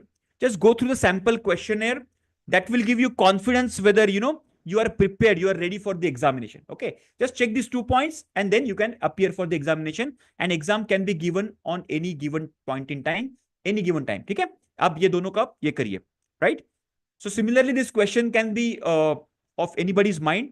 See, exam timing is completely flexible because you see everybody is on different path, right? Everybody's journey is unique and different. So the timing, of course, in the hackathon, we give the bulk examination. A lot of people attend the hackathon on the third day. We go for the bulk examination, but it does not matter. If you cannot attend hackathon, don't worry. You can give the individual examination and certify yourself. Okay. Now, tomorrow we have the yellow belt session coming up. All right. See, for these live sessions, now we cover green belt and black belt topics. So my recommendation is do not miss out on the green belt. Do not miss out on the live sessions, guys. All right. So every Saturday, now 7:30 p.m. Every Saturday we'll come live. We will cover now today's topic. Today's topic was important for the green belt as well as black belt both. So don't miss out on the topics because it will connect all the dots. And you guys are going to be, continuing your study for the green belt and black belt for within couple of months time. Okay. So do not miss on the live sessions, Saturdays and Mondays. Very, very important. Check the hackathon recordings given. Okay. Yesterday it was completely very nicely segregated by our team. The day 3, it was design of experimentation. Day 2, it was, how many of you, observe that? Day 2, it was advanced hypothesis testing and, the advanced regression. The day 1, it was MSA, right? GRR value, etc. All these things are, just go through that. That will give you a lot of value. Okay. 3rd of April result is expected within 6 to 7 working days. Ranjan ji, within 6 working days, the result will be expected. All right. Yeah. Suresh ji, when it is asking for the product key, okay, I hope you are accessing the Minitab from our LMS system. Okay. If you are accessing the Minitab from our LMS system, then already product key is already incorporated. You did not to put any, any product key over there, because we have the perpetual license with us. Okay, it's kind of old Minitab software, but there is not much change. Okay, so you can change, you can check out that. You can while it asks you the product key, you don't have to put anything. Just click on next. It will get installed in your laptop or the desktop. Okay, 30-day trial version abhi mat lijiye. You don't have to take the 30-day trial version. You just have to directly download Minitab from our LMS system and start using it. Okay, it will be perpetually with you. It will stay with you. Okay, 30-day trial version will go after 30 days. So you don't use 30-day trial version. You can use this one. Clear hai everybody? Okay, so tomorrow we have a yellow belt session. The referral bonus scheme. Okay, see, understand, a lot of people have the confusion that is the referral bonus scheme still on. The referral bonus scheme is still on. Only thing is that the master black belt upgrade was there, no? With 4 referrals, lot of people got upgraded in the last month to the master black belt. That scheme has been discontinued, but 40% referral bonus scheme is still on. You can refer your team members, family members, friends, colleagues, etc., and you will get the referral bonus of the 40% as well. Okay. Yeah. Within, after examination is submitted, within 6 working days, 6 to 7 working days, or within a week time, you can expect the result. Okay. Result you can check out in the, there is a, you can check out on, just a second. No? You can check out the result in info@odvco.com. Okay. Make a note of this and check out your, spam folder as well as your promotion folder as well. Sometimes I have seen people, the email landed in the promotion folder, in the spam folder, in the inbox. Check out this info@odvco.com. हाँ, spam और promotion दोनों में भी check करिए. ठीक है. Yes, Yogesh ji, Minitab installation का procedure के लिए, by the way, everybody just save this number. Everybody, please save this number on your mobile phone. Okay. If you are not getting the, the live session update, etc., please save this number and just send the message. Whichever query you have, just send the message. I want Minitab installation process. I want to give the exam. I have not received the result. I have stuck in the project. Whatever you have query is, just send a message over there, and our team will there to support you, guide you, and give you the direction. All right. Clear hai? So today, team, have you shared the tomorrow's link to the team members? Okay. So tomorrow's yellow belt link has been shared on your WhatsApp number. Please share it to your team members and let a lot of people come and join. Okay. What you can do is you can share the people's name in advance, that from my side, okay, Satish is coming, Suresh is coming, Nilesh is coming, Riya is coming. Okay. So that our team can track their name if they upgrade to green belt, black belt, and so that, the referral bonus can be given to you. All right. Super. So any question you have, you can just unmute and ask. If no, you can, hi Yogesh ji, you can just send a message on that number. And have you made the project charter? If you have made the project charter, you can share it with me right now. Yeah. Why don't you just share the screen right now, if you can? We will have the project charter discussion right away, so that other people also will learn from the discussion. Okay. Yeah, I have just enabled the the sharing right now. So yeah, so I've just enabled your sharing. You can just share your screen, and then you can unmute yourself, and we'll discuss that. And that's the advantage of the live session. We can have the live coaching in the live session. Yeah, once you are ready, let me know. Any other question anybody has, please let me know in the chat.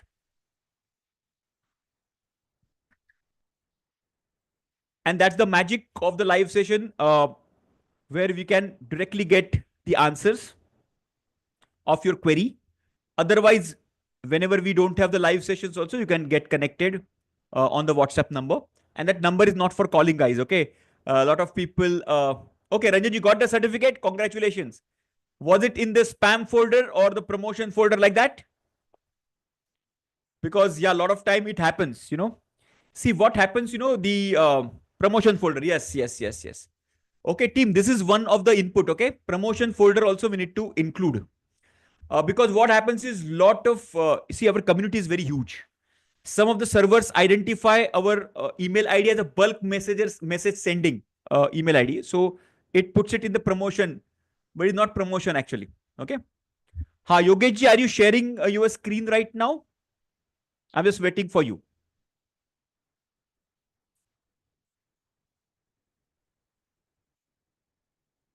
Super. Ranjan ji, have you upgraded to Master Black Belt? I think you have, right? Last week you have. Yes, fantastic. Congratulations. Now just swiftly you can start working on your Master Black Belt skill set as well. In the Master Black Belt, your what is expected as a Master Black Belt, your training skills. Okay. So try and be there on the Train the Trainer program. Like today, Rajiv ji was there. He's also in the Master Black Belt. He's also in the consultant training program as well. Okay. So I want you guys to, become a full-time professional consultant. Whether you start your consulting right now or not, that's your decision. But you acquire that skill set. Understand the entire journey of a consultant. Okay. The marketing part as well. See, learning Lean Six Sigma, understanding Lean Six Sigma, doing project is one thing, but doing the business of Lean Six Sigma training and consulting is a different aspect. And that is what exactly we cover in the business part of it. Okay. So first you cover the green belt, black belt, master black belt certification. Once that is done, then slowly we'll go to the, marketing part, lead generation, negotiation, closing, how to execute the programs, projects.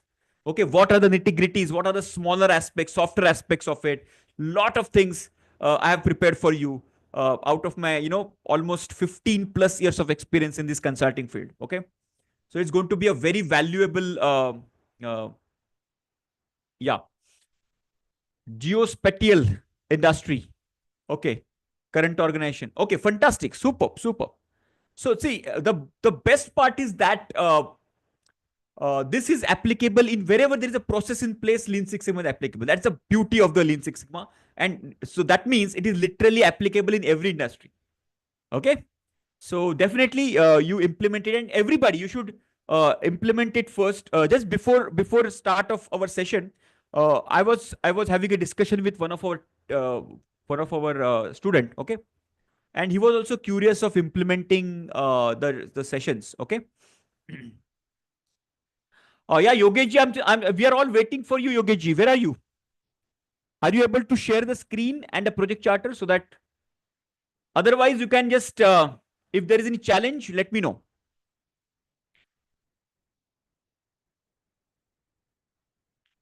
Is he here? I don't know whether. Yeah. Am I audible or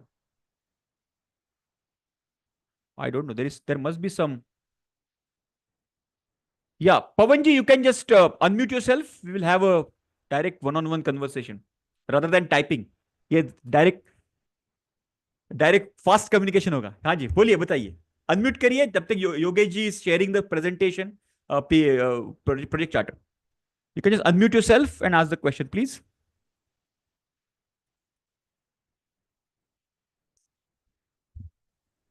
Hello, good evening, sir. Good evening, good evening. हाँ जी. Sir, I'm Pawan. I'm working in pharmaceutical industry. Great. So, while preparation of my few of the reports in the company, I have to use statistics. So, I have few questions regarding that. Sure. Please go ahead. First of all, why p value is 0.05? On what basis it was selected as 0.05? Very good. See, p value generally it is selected as 0.05 because of 95% confidence level. Now, how this confidence level is decided? After a lot of permutation combination. Okay. See, these two questions are commonly asked. Okay, for even in the interviews also. Why it is selected as 95%, and why the in the control charts, you remember control charts, Yes, the sir. limits are set at +3 and -3 standard deviation. Remember that? Yes. Correct? Yes. Both these have one common answer: to balance the alpha and beta error. Okay. Statisticians found that at +3 and -3 standard deviation, the alpha and beta error get balanced. Similarly, at 95% confidence level, okay, we take the standard sample size, etc. Okay, the alpha and beta error gets balanced out. Okay, that's the reason they suggest to take the standard samples, whichever your industry standard norms are there. Like for example, square root of n, which is the commonly used formula to calculate a sample size. For example, if I make 100 pieces, I will take square root of 100, which is 10. So I will take 10 pieces to check whether the 100 pieces are right. So my sample size should be 100. Sorry, 10. Okay. So these are some of the formulae which we use. And if we use the formulae with balancing the alpha and beta error, we can confidently say 95% confidence level is there. Now, is 95% commonly used? Yes. But is it the final? Let's say, for example, if you don't have enough data points or the sample size is very low, then your confidence level can be low. You can set it at 90% as well. You can set it at 80% as well. Let's say if you have huge sample size, let's say 50% sample size you have, 100 pieces you have manufactured and 50 pieces you have taken, you can take your confidence level to 99% as well. So it depends on your sample size as well. Okay, but commonly used is 95%. And because our confidence level is 95%, our what you can say, error making region is 5%, which is 0.05. Okay. And p-value is, see, p-value is not 0.05. P-value is tested against 0.05. If it is less than 0.05, then our conclusion is reject null hypothesis. If it is greater than 0.05, then we have to accept null hypothesis. Correct? That's what P-low, null-go we talk about. Correct? Yes. Yes. Yeah. Yes. Sir. Yes. Second thing, sir. Is there any means in the statistics? Is there any basic thing that number of data points? How much number of data points should be there? Suppose, for example, in my standard operating procedure, there are 12 data points I have to consider while preparing the control charts. Okay. 25 data points I have to consider while preparation of process capability chart. Okay. So I also asked my statisticians in my company on what basis, but they also did not give me the right answer why these numbers are selected. Okay. So yes. See, it's very simple. The answer to that question is in central limit theorem. Okay. Okay. So if you see central limit theorem, as you increase the number of sample size, normally you get the normal distribution data. Okay. So generally the common thumb rule is 30 data point, 30. Okay. If you want to calculate process capabilities, what you can say, the control charts, the whichever data analysis. Okay. In the continuous data set, at least take 30 data points. Okay. If you have the count data, then your number should be higher because that's a discrete data, and discrete data gives lesser information than the continuous data. So let's say, for example, if you have continuous data, let's say pressure, time, temperature, speed, etc., I will take minimum 30 data points to calculate my control chart, to calculate my process capability, whatever. Okay, 30 minimum. Okay. If I have the count data, which is the discrete data, I will take 100 data points, not less than 100 data points, because my discrete data, in between two data points, I don't have anything. In the continuous data, I will have 1.1, 1.2, 1.3. I will get more information. More the data values, I will get more information. So continuous data gives me more information. So with the less data point, I will accumulate more information. But in the discrete data, from 1, 2, 3, 4, nothing in between, right? So in the discrete data, I get less information. So I need more data to, confirmly say something that this is the process capability. This is not process capability, okay? Like that. So for continuous data, go for 30 data points. For discrete data, go for 100 data points. That will be the recommendation. Yeah. Okay, but sir, why this 30 data point? Is there any reference for that? So you can check this now. You can take 5 data points in the mini tab right now, okay, and check the normality test. You may not get the normal data. You may not get the distribution. Okay, start increasing. Start increase to 10, then increase to 20, increase to 30. After 20 to 30, you will find a normal distribution getting arrived. Are you understanding? So Yes. आप ये खुद करके देखिए, खुद करके देखिए. You will get that answer. Okay. Okay. हाँ Okay. Ji. That's why they are recommending 30 data points. Correct. Exactly. Yes. Okay. Sir, another thing is that in last session you have told that for calculating p-value, you have given superb example of that cricketers average runs of 2 cricketers. Okay. So overlapping of that what you can say histogram and under that means a p-value. Correct. Okay. So that p-value more is the overlapping, more will be the p-value. Correct. Right. Absolutely. Okay. So you have given the example with the two batsmen. Two So batsmen. in my Yeah. case, sir, yes, sir. So in my case, suppose I have one batch of suppose for example paracetamol. Suppose 10 batches are there or 30 batches are there. Okay, Okay. paracetamol, and I have to calculate the assay. Assay means the number, the percentage of the main active ingredient present in that. Correct. So while preparing the assay normality test, so I have only one that assay result is there, not two results I am comparing. So I have not got that idea of how means that overlapping. No. So let's say, for example, when do we use two sample t-test? Let's say, for example, now in this case, let's say you have collected samples of let's say 10 batches. Okay. Yes.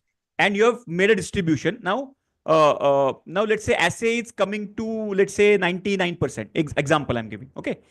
Now that has to be compared with some standard, right? And that is called one sample t-test. Yes, sir. Are you understanding? So if let's say standard is, what is your standard in standard assay? Standard specification limits are for me 95 to 105. Yeah, 95 to 105. Okay. Yes.